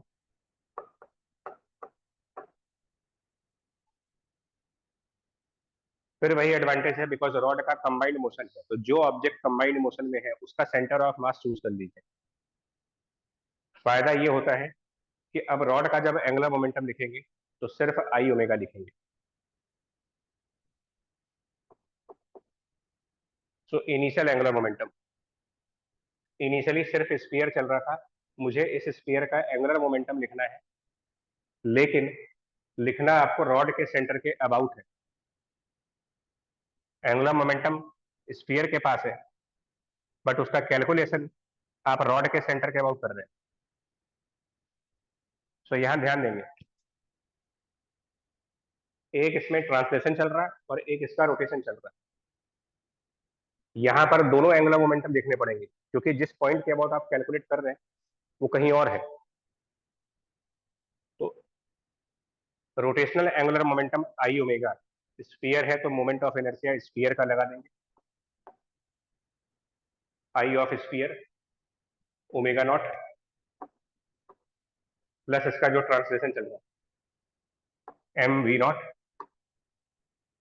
Multiplied by rod के सेंटर ऑफ मास से इस वेलोसिटी का परपेंडिकुलर डिस्टेंस। अगर इसकी लेंथ एल है और आर है, एक काम करते हैं, सिंप्लिसिटी के लिए लेंथ को मैं 2l मान लेता हूं, या फिर चलिए एल, अगर एल भी रखते तो कोई दिक्कत नहीं है। अगर एल मानेंगे तो ये पूरा l/2 और उसमें से r माइनस कर देंगे। ये इनिशियल एंगुलर मोमेंटम के दो पार्ट्स आ गए। अब इनकी डायरेक्शन चेक कर लीजिए। ओमेगा वाला क्लॉकवाइज है, लेकिन ये जो ट्रांसलेशनल मोशन हो रही है, और देखा आप इस पॉइंट के अबाउट, ये रेफरेंस पॉइंट है, ये पॉइंट ऑफ रेफरेंस है और इधर ट्रांसलेट कर रहे हैं। चेक करेंगे तो ये एंटी क्लॉकवाइज आएगा। ये एंटी क्लॉकवाइज चल रहा है, ये क्लॉकवाइज चल रहा है। अब हमारे को डिफाइन करना होगा हम किसको प्लस मानते हैं। मैं एंटी क्लॉकवाइज को प्लस मान रहा हूं, सो क्लॉकवाइज वाला माइनस लिखेंगे। ये हुआ इनिशियल एंगुलर मोमेंटम। नाउ इसको फाइनल एंगुलर मोमेंटम के बराबर करेंगे। फाइनल एंगुलर मोमेंटम में स्फीयर का एंगुलर मोमेंटम प्लस रॉड का एंगुलर मोमेंटम। अब यहां पर एक लॉजिक भी है। लॉजिक ये है कि जो स्फीयर है, इसके ऊपर जो फोर्स लग रही है, अगर आप इंडिविजुअली स्फीयर की बात करो तो इसमें जो फोर्स आ रही है वो उसके सेंटर ऑफ मास से पास हो रही है, क्योंकि नॉर्मल फोर्स स्फीयर के सेंटर से जाएगा। नॉर्मल फोर्स स्फीयर के सेंटर से पास होगा, तो इसका स्फीयर के सेंटर के अबाउट कोई भी टॉर्क नहीं आएगा।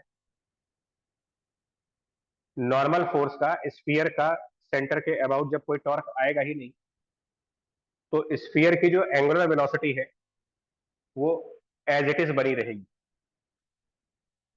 ओमेगा एस जो होगा वो पहले के बराबर ही चलेगा आपका, क्योंकि जो फोर्स इसको मिल रहा है वो इसी के सेंटर से जा रहा है। यहां पर कोई टॉर्क नहीं बनेगी। विदाउट टॉर्क इसका रोटेशनल वेलोसिटी चेंज नहीं होगा, तो ये वाला ओमेगा पहले के बराबर ही चलेगा, सिर्फ लीनियर वेलोसिटी बदलेगी। सो रोटेशनल वाला angular momentum as it is रहा।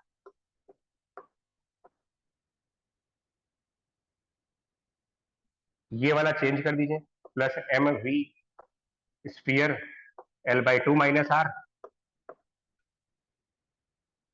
ये इस स्फीयर का प्लस इस रॉड का, प्लस रॉड का एंगुलर मोमेंटम, और वो सिर्फ आई ओमेगा लिखेंगे क्योंकि हमारा about centre of mass of rod देख रहे हैं। तो plus moment of inertia of the rod multiplied by omega of rod.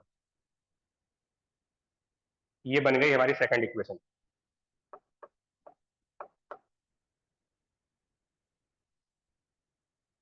दो इक्वेशंस कंप्लीट हो गई। अब अगर किसी न्यूमेरिकल में ये स्फीयर एक पार्टिकल दिया गया है आपको, तो पार्टिकल और रॉड दिए गए, तो उसमें फर्क सिर्फ ये होगा कि आई ऑफ स्फीयर को 0 कर दीजिए। अगर ये पार्टिकल और रॉड के न्यूमेरिकल है तो खाली ट्रांसलेशन वाला दिखेंगे, रोटेशनल वाला नहीं दिखेंगे। तरीका तब भी यही रहेगा। अब आते हैं तीसरी इक्वेशन पे, जो कि है कोफिशिएंट ऑफ रेस्टिट्यूशन वाली। कोफिशिएंट ऑफ रेस्टिट्यूशन की जो तीसरी इक्वेशन बनाएंगे वो कहां बनाएंगे, कैसे बनाएंगे? तो याद करिए, कोफिशिएंट ऑफ रेस्टिट्यूशन की जब इक्वेशन बनाते हैं तो इन न्यूमेरिकल्स में ये कहा गया था, पहली बात तो हमें ये पता होना चाहिए कि कोफिशिएंट ऑफ रेस्टिट्यूशन की इक्वेशन होती क्या है। तो वो ये था कि कोफिशिएंट ऑफ रेस्टिट्यूशन की इक्वेशन ये थी कि minus of e is equal to negative of the restitution is equal to relative velocity after the collision divided by relative velocity before collision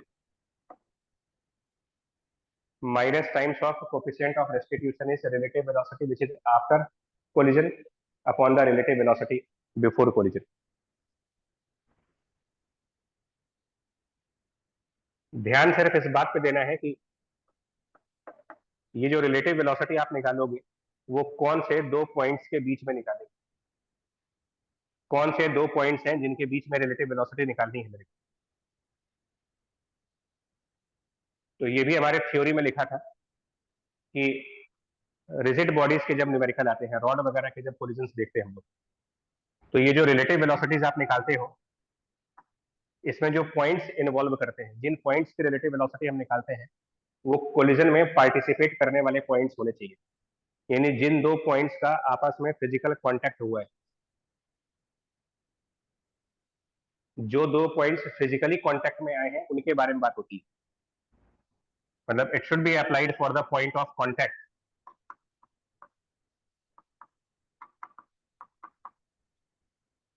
points of contact के बारे में। और उसके अलावा इसमें एक और कंडीशन होती है कि रेस्टिट्यूशन की जब इक्वेशन लगाते हैं तो रिलेटिव वेलोसिटी हमें देखना होता है between the points of contact, और डायरेक्शन, जिस डायरेक्शन में आपको रिलेटिव वेलोसिटी देखनी है वो डायरेक्शन भी इंपॉर्टेंट है। ये रिलेटिव वेलोसिटी देखी जाती है अलोंग नॉर्मल, नॉर्मल वाली डायरेक्शन में हम रिलेटिव वेलोसिटी देखेंगे, between the points of contact देखेंगे।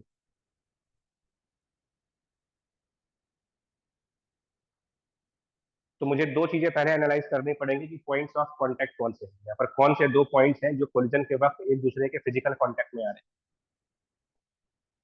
ऑब्वियसली स्फीयर का राइट मोस्ट पॉइंट और रॉड का एक पॉइंट, ये दो पॉइंट्स एक दूसरे को टच करेंगे, एंड सो इन्हीं की वेलोसिटीज देखनी है। अब उसके लिए मुझे इन पॉइंट्स की वेलोसिटीज पता होनी चाहिए। तो स्फीयर के राइट मोस्ट पॉइंट की वेलोसिटी और रॉड वाले पॉइंट की वेलोसिटी कोलिजन से पहले अगर देखी जाए तो जो पॉइंट रॉड के ऊपर है वो तो रेस्ट पर है, मतलब इसकी जीरो वेलोसिटी है, लेकिन जो पॉइंट स्फीयर के सरकमफ्रेंस पर है इसकी वेलोसिटी होगी, काइनेमेटिक्स के अकॉर्डिंग इसकी दो वेलोसिटीज होंगी, एक ओमेगा की वजह से डाउनवर्ड डायरेक्शन में आर ओमेगा, और ट्रांसलेशन की वजह से फॉरवर्ड डायरेक्शन में वी। यहां पर दो वेलोसिटीज है, हॉरिजॉन्टल डायरेक्शन में वी नॉट और टेंजेंशियल डायरेक्शन में आर ओमेगा। बट हमको सिर्फ वो वेलोसिटी चाहिए जो नॉर्मल डायरेक्शन में आ रही है। स्फीयर और रॉड की जो नॉर्मल है वो ये है, तो इस डायरेक्शन में इस पॉइंट की जो वेलोसिटी है वो देखी जाए, किसी और डायरेक्शन से हमें कोई मतलब नहीं। एंड नॉर्मल के डायरेक्शन में इस पॉइंट की velocity v naught, and so relative velocity zero minus v naught या फिर वी नॉट माइनस जीरो। हम अगर rod with respect to sphere देख रहे हैं तो जीरो माइनस वी नॉट लिखिए। So minus of e equal to denominator हो गया जीरो माइनस वी नॉट। हम लोग rod with respect to sphere देख रहे हैं। अब न्यूमरेटर आफ्टर वाली,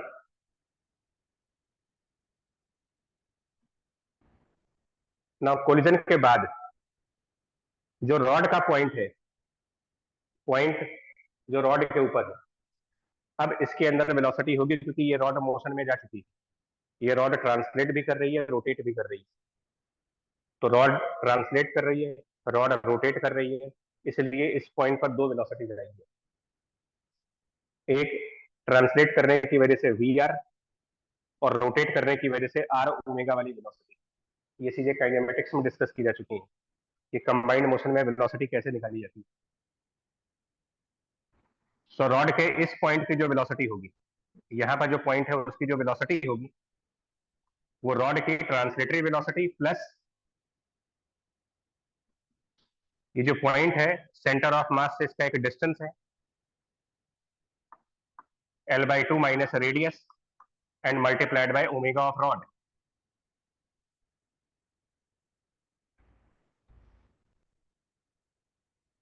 माइनस, क्योंकि हम रिलेटिव देख रहे हैं, तो ये रॉड के पॉइंट की वेलोसिटी हुई, इतनी वेलोसिटी रॉड के पॉइंट पर है। अब स्फीयर का जो पॉइंट है, स्फीयर के पॉइंट के पास सिर्फ वीएस वेलोसिटी कंसिडर करेंगे, सो माइनस वीएस, ये तीसरी इक्वेशन बनेगी एंड इनको आप सॉल्व कर सकते हैं।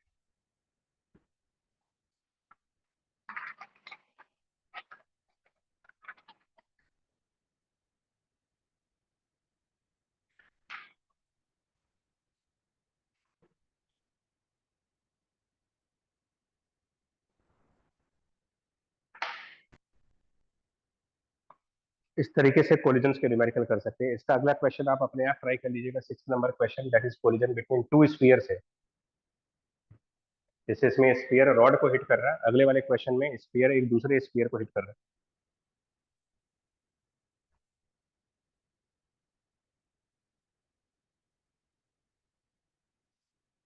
और इसके बाद जो क्वेश्चन है उनमें से एक दो करा दे रहे हैं। ये सारे रोलिंग वाले हो गए। अब इसके बाद वाले क्वेश्चन,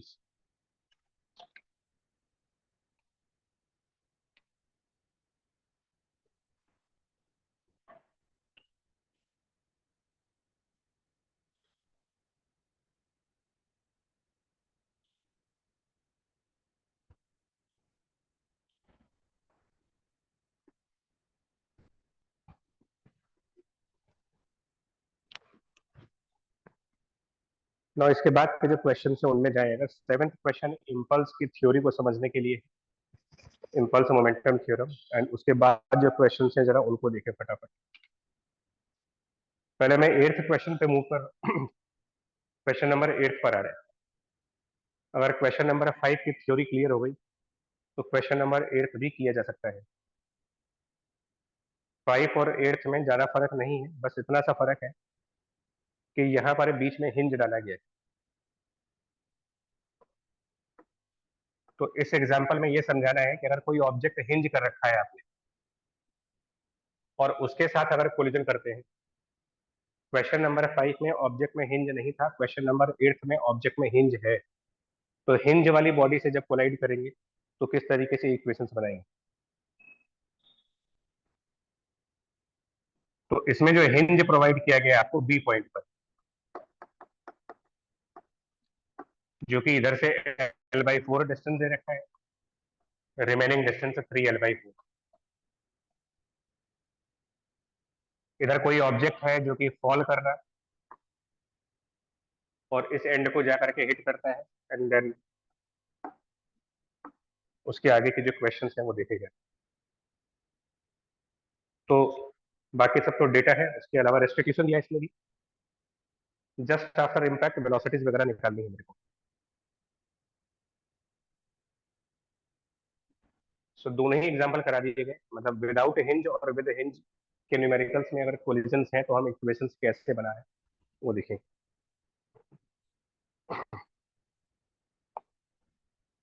ये स्मॉल एम मास दिया गया है, इसकी वेलोसिटी दी गई है आपको, मान लो v0। ये कैपिटल एम मास है, रॉड है।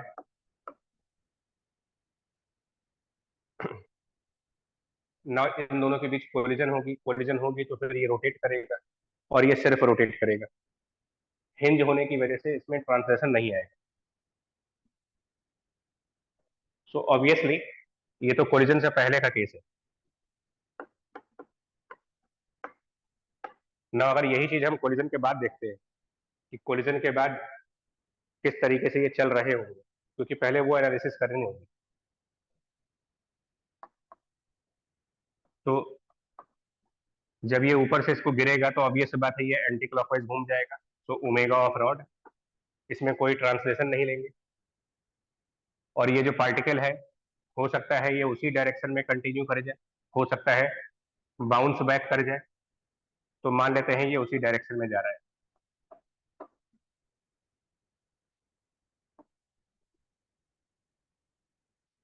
पहले आपको डायरेक्शन की एनालिसिस करनी है, उसके बाद फोर्स की एनालिसिस करनी है, और फिर इक्वेशंस पे जाना है। सो डायरेक्शन से एनालाइज हो गए। अब आते हैं कौन कौन से फोर्स कोलिजन के वक्त लग रहे होंगे, जब ये आपस में टकराएंगे तो फोर्सेस कहां से आ रही होंगी। मतलब पहले काइनेमेटिक्स पार्ट, फिर न्यूटन लॉ पार्ट यानी कि फोर्सेस का पार्ट। ऐसे समझिएगा जिस सीक्वेंस में सिलेबस पढ़ा गया है, पहले काइनेमेटिक्स पढ़ा गया, फिर न्यूटन लॉ पढ़ा गया, फिर एनर्जी पढ़ा गया, फिर मोमेंटम। तो पहली एनालिसिस काइनेमेटिक्स, दूसरी एनालिसिस फोर्सेस की,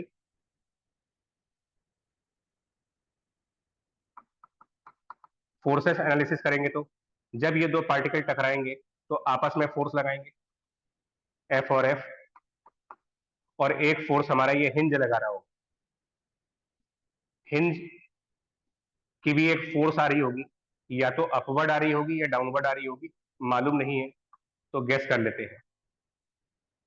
it can never be ignored, never ignore the hinge force during collision, can not be ignored. Friction के बारे में तो आपसे बताया है कि इग्नोर कर सकते हैं, hinge force during collision can not be ignored.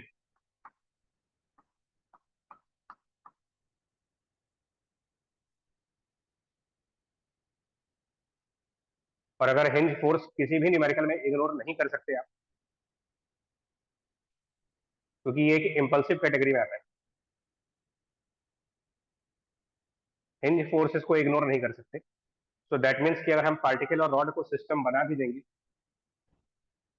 ये जो पार्टिकल है और ये जो रॉड है, अगर हम इनको अपना सिस्टम बना लें, ये सिस्टम है, इवन देन एक्सटर्नल फोर्स आ रहा है यहाँ पर, सो linear momentum can not be conserve.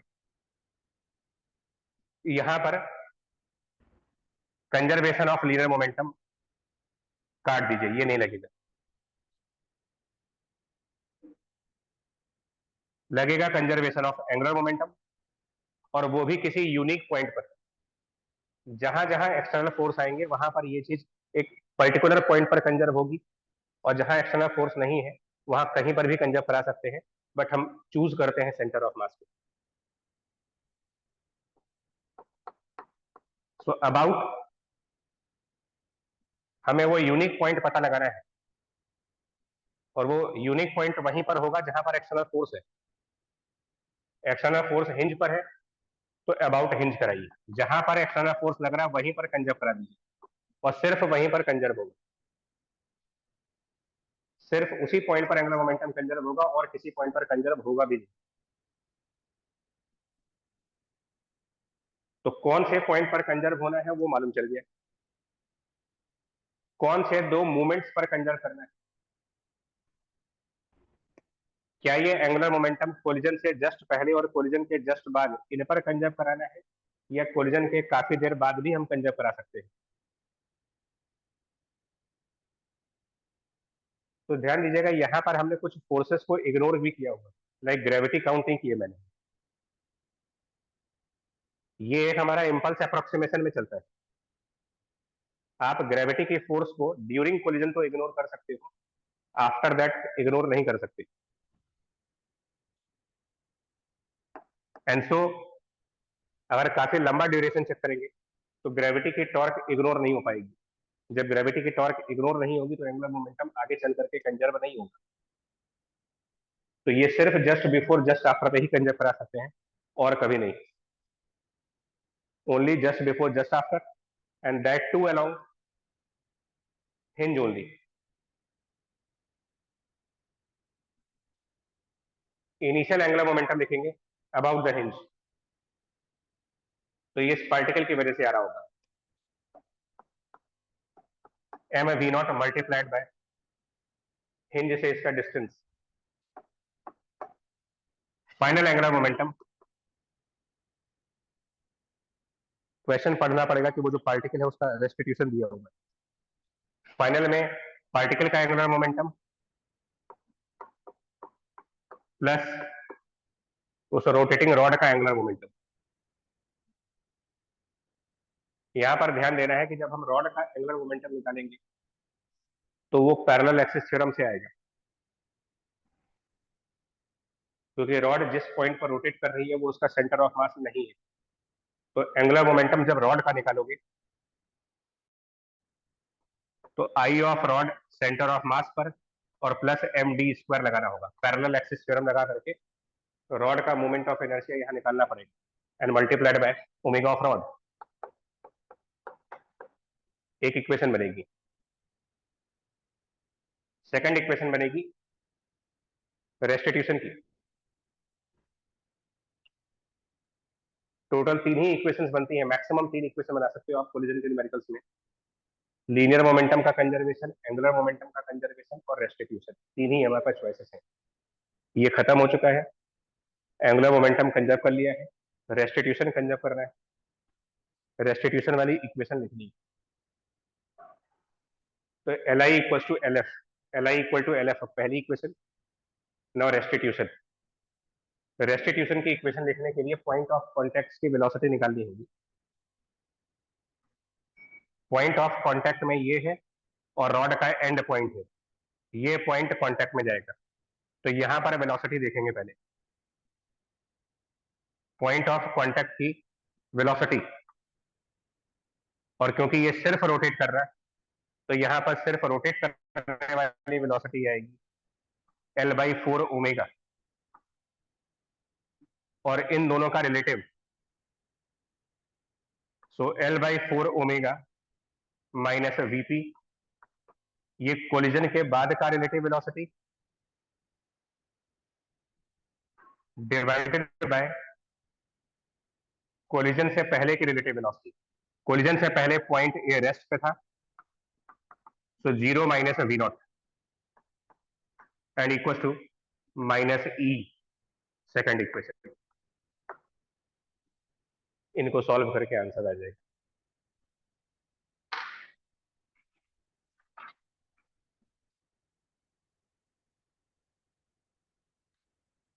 सो ये हो गया कोलिजन के न्यूमेरिकल। रोलिंग में फ्रिक्शन लेना है नहीं लेना उनके न्यूमेरिकल्स। और अब कुछ क्वेश्चंस जो आगे हैं वो जर्क से रिलेटेड है। सो कुल मिला करके एक बात क्लियर कर लीजिए कि हम किन फोर्सेस को कभी भी इग्नोर नहीं कर सकते।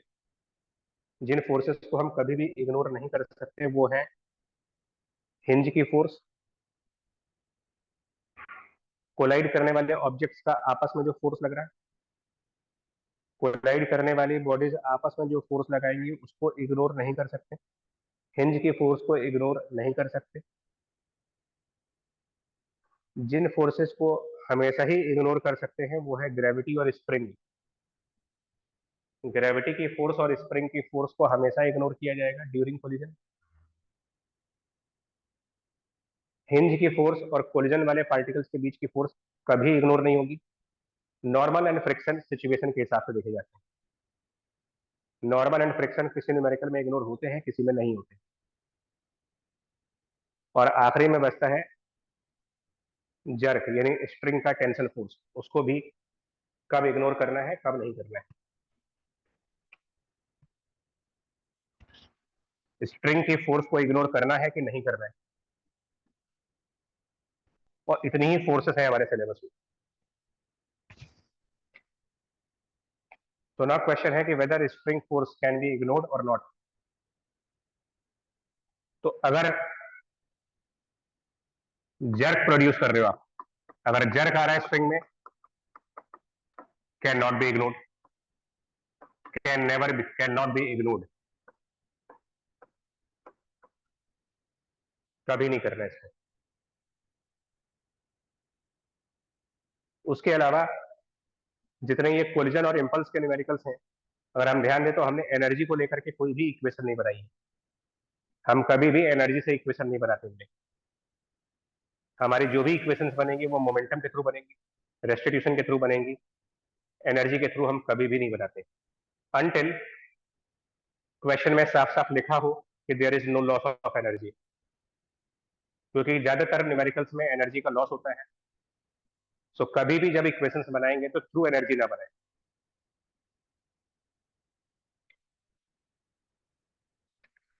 क्वेश्चन नंबर 9 और फिर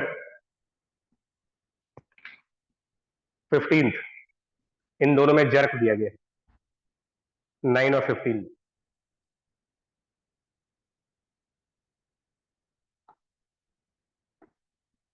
क्वेश्चन नंबर जो 9 है उसमें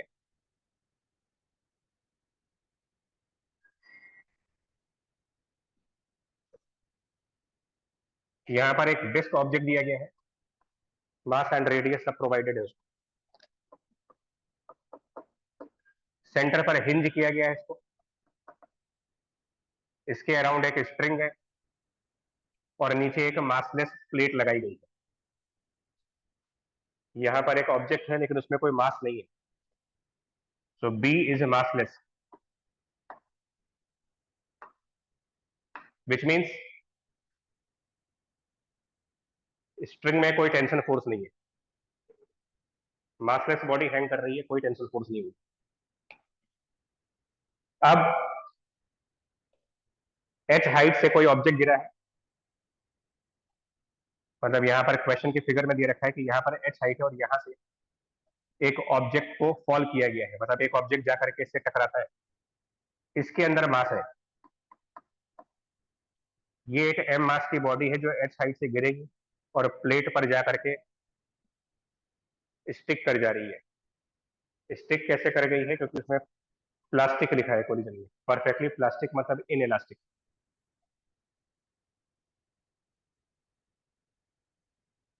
तो जैसे ही ये टकराएगा इसको, प्लेट को, एक झटका लगेगा एंड देन स्प्रिंग में जर्क प्रोड्यूस होगी, जिसको कि इग्नोर नहीं कर सकते, इसको इग्नोर नहीं कर सकते, यानी कि जर्क का कंसिडर करना है।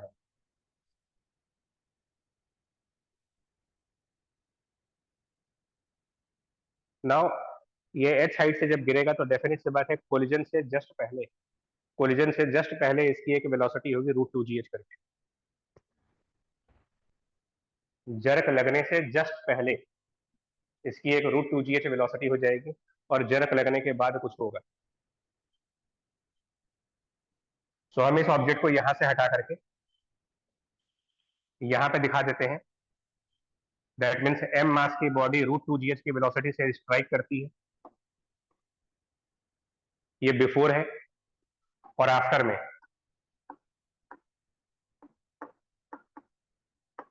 आफ्टर में,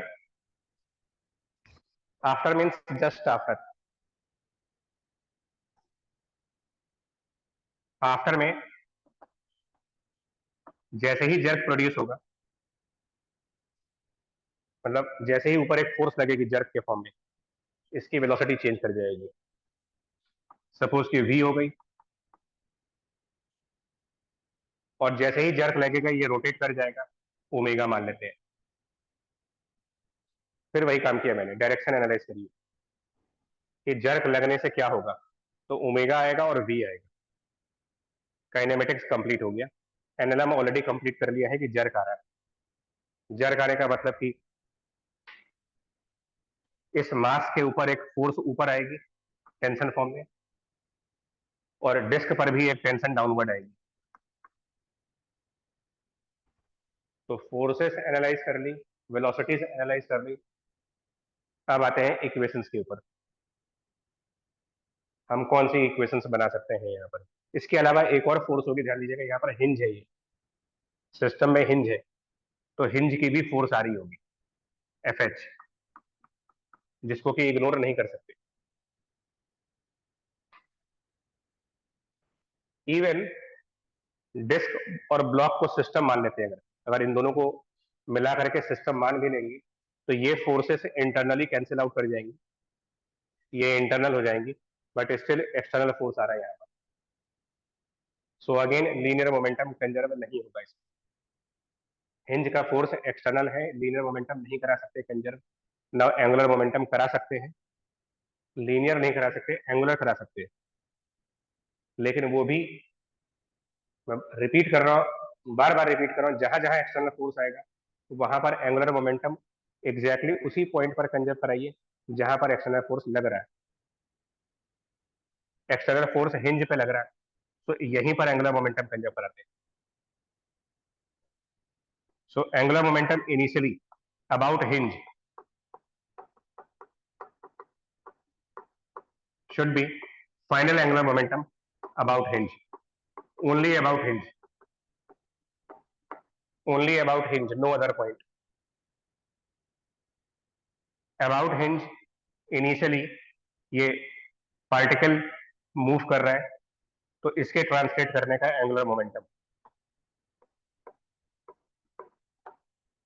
इनटू आर। फाइनली ये रोटेट कर रहा है और ये ट्रांसलेट कर रहा है। एक और बात का ध्यान देंगे, पुली और स्ट्रिंग वाले न्यूमेरिकल्स में v और ओमेगा में रिलेशन भी है। No slipping condition, no slipping condition से v equal to R omega बी। Final angular momentum I omega, मतलब डिस्क का एंगुलर मोमेंटम और इस पार्टिकल का angular momentum, and v equal to R omega second equation कह सकते हैं। बस इतने से आपका आंसर आ जाएगा।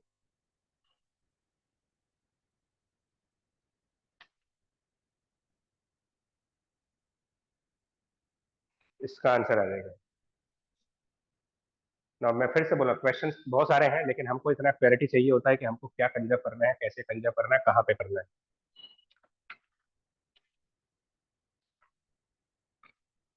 और एक लास्ट क्वेश्चन 15th में बता दे रहे।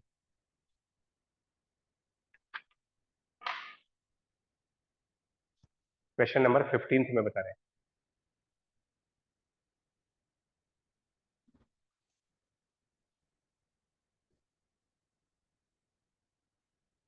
शायद ये क्वेश्चन हम ऑलरेडी पहले भी कर चुके हैं, जितना मुझे याद आ रहा है कि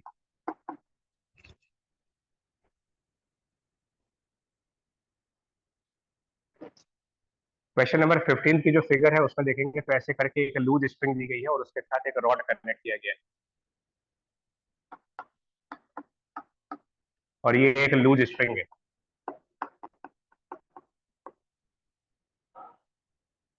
फिर ये फॉल करती है और उसके बाद स्प्रिंग टाइट हो जाती है, तो फिगर में बना हुआ है।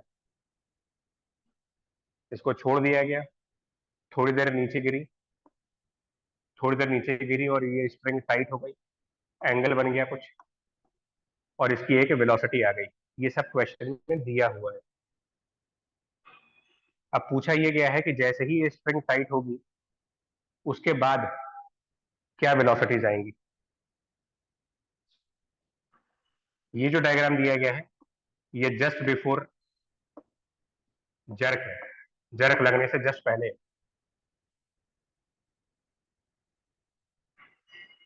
तो हमें दो एनालिसिस करनी है, फोर्स एंड काइनेमेटिक्स। पहले फोर्स की एनालिसिस करेंगे, जिधर स्ट्रिंग है उधर एक फोर्स आएगा जर्क के फॉर्म में, और ग्रेविटी को अभी इग्नोर कर सकते हैं, इसको कंसिडर करेंगे, ग्रेविटी को इग्नोर कर लीजिए।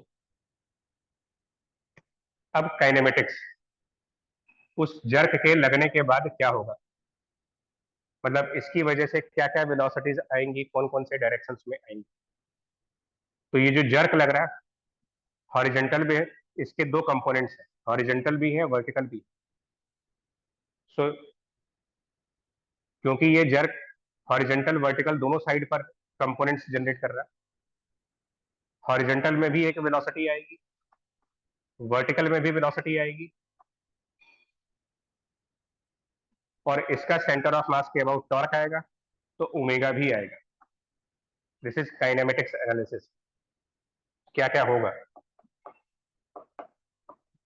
This is just after the jerk. ये दो वेलोसिटीज जर्क के दो कंपोनेंट्स की वजह से है, और ओमेगा जर्क का सेंटर ऑफ मास के अबाउट टॉर्क लगा है उसलिए आ रहा है। Analysis complete, equations. Now jerk में एनर्जी कंजर्व करा नहीं सकते, option close. Jerk external force है, लीनियर मोमेंटम कंजर्व नहीं करा सकते, ऑप्शन क्लोज। एक ही ऑप्शन बच रहा है एंगुलर मोमेंटम, वो हम कंजर्व करा सकते हैं। बट फिर से वही बात कि हम कौन से पॉइंट के अबाउट कंजर्व कराएंगे, सिलेक्शन ऑफ पॉइंट। कौन सा पॉइंट है जिसके अबाउट एंगुलर मोमेंटम को कंजर्व किया जा सकता है, और वो सेलेक्ट करना बड़ा मुश्किल काम है यहाँ पर। वैसे तो हम हिंज के अबाउट करा सकते हैं, क्योंकि ये जो फोर्स है आगे बढ़ाएंगे तो इसी पॉइंट से पास होगा, यहाँ पर कोई टॉर्क नहीं आएगी, तो करा सकते हैं कंजर्व यहाँ पर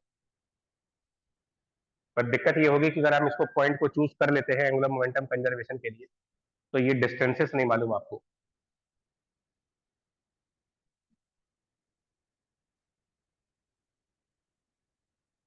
मतलब मालूम ही नहीं कि वो क्या डिस्टेंसेस है। सेकेंडली, अगर इस पॉइंट को नहीं चूज कर सकते तो फिर कौन से पॉइंट को चूज करें? इस स्ट्रिंग पर कोई भी पॉइंट चूज कर सकते हैं, क्योंकि स्ट्रिंग पर कोई भी पॉइंट चूज करेंगे तो टेंशन की टॉर्क जीरो आएगी। दिक्कत ये है स्ट्रिंग के जितने भी पॉइंट्स हैं उन सब में एक्सेलरेशन प्रोड्यूस हो चुकी है, क्योंकि स्ट्रिंग के टाइट होने के बाद स्ट्रिंग का हर एक पॉइंट अब एक सर्कुलर मोशन करना स्टार्ट करेगा इस पॉइंट के about. So string accelerating body बन चुकी है, नॉन इनर्शियल फ्रेम बन चुकी है वो।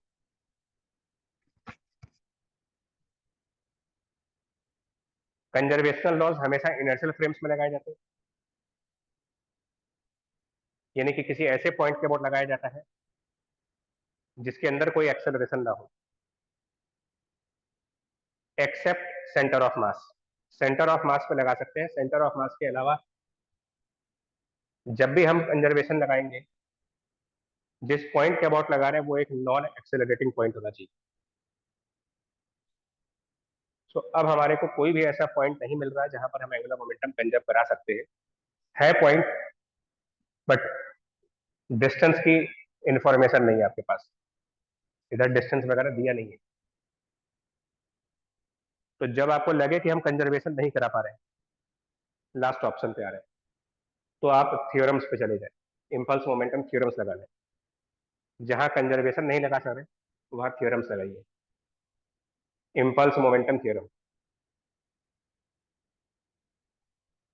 वाई डायरेक्शन में वेलोसिटी v नॉट से चेंज होकर के vy हो गई है, ये चीज टेंशन के y कंपोनेंट से हुआ होगा। So t sine theta into the time force into time impulse, change in momentum m into vy minus v naught, force into time बराबर change in linear momentum y direction में लगाया गया, y direction. ये दोनों downward है और ये upward है, सो अगर ये पॉजिटिव है तो फिर ये नेगेटिव लिखिए, फर्स्ट इक्वेशन।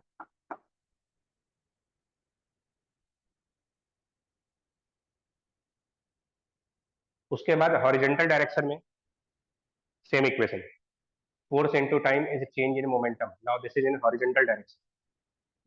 हॉरिजॉन्टल डायरेक्शन में t cos theta and horizontal direction का change in momentum m vx,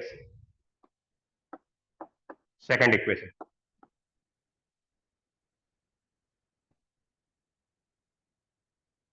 फिर torque into time change in angular momentum, torque into time change in angular momentum.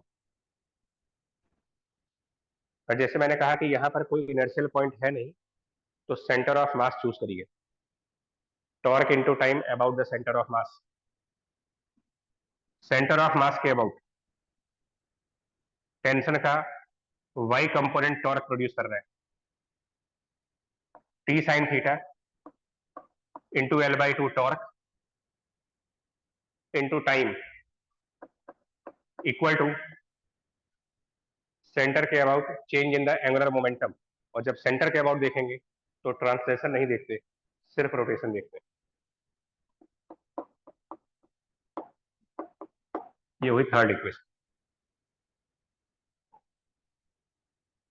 Unknowns ज्यादा है, unknowns 4 है।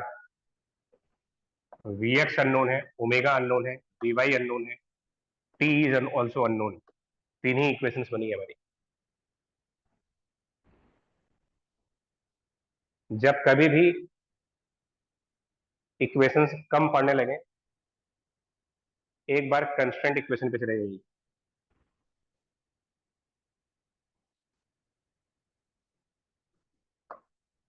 Rod का जो ए वाला point है, point A of this rod, point A of the rod, ये string से अटैच है।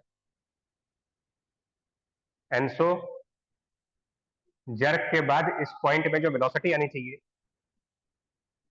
क्योंकि ये एक स्ट्रिंग से अटैच है, सो जर्क के बाद यहां पर जो वेलोसिटी आनी चाहिए वो स्ट्रिंग के परपेंडिकुलर डायरेक्शन में आनी चाहिए, क्योंकि ये point as a simple pendulum चलेगा। सो इसकी वेलोसिटी स्ट्रिंग के परपेंडिकुलर आनी चाहिए। In other words, point A की velocity along the string zero होनी चाहिए, स्ट्रिंग के अलोंग जीरो आना चाहिए उसकी वेलोसिटी। सो हम पॉइंट ए का वेलोसिटी निकाल रहे हैं।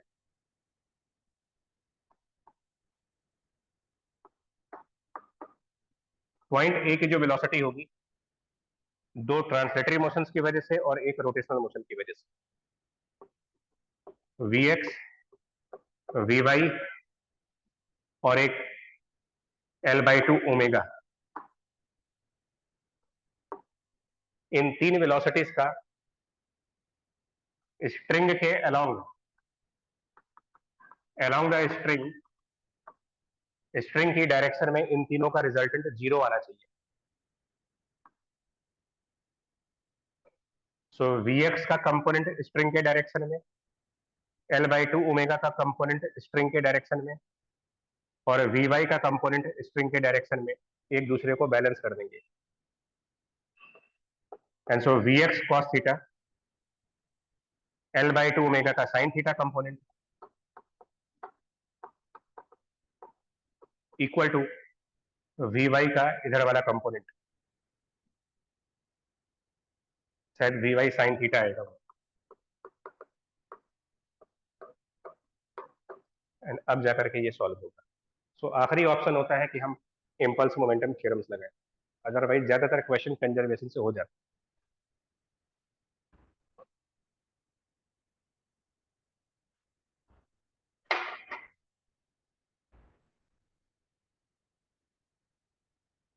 क्लियर हुआ है चीज? Yes sir. इन क्वेश्चंस को अब एक बार दोबारा लगाइएगा, प्रीवाइसिस दोबारा लगाइएगा, एंड मैकेनिक्स को यहाँ पर क्लोज कर रहे हैं। एक क्लास और लेंगे, जो शीट्स हमने प्रोवाइड की हैं उनके डाउट्स ले लिए।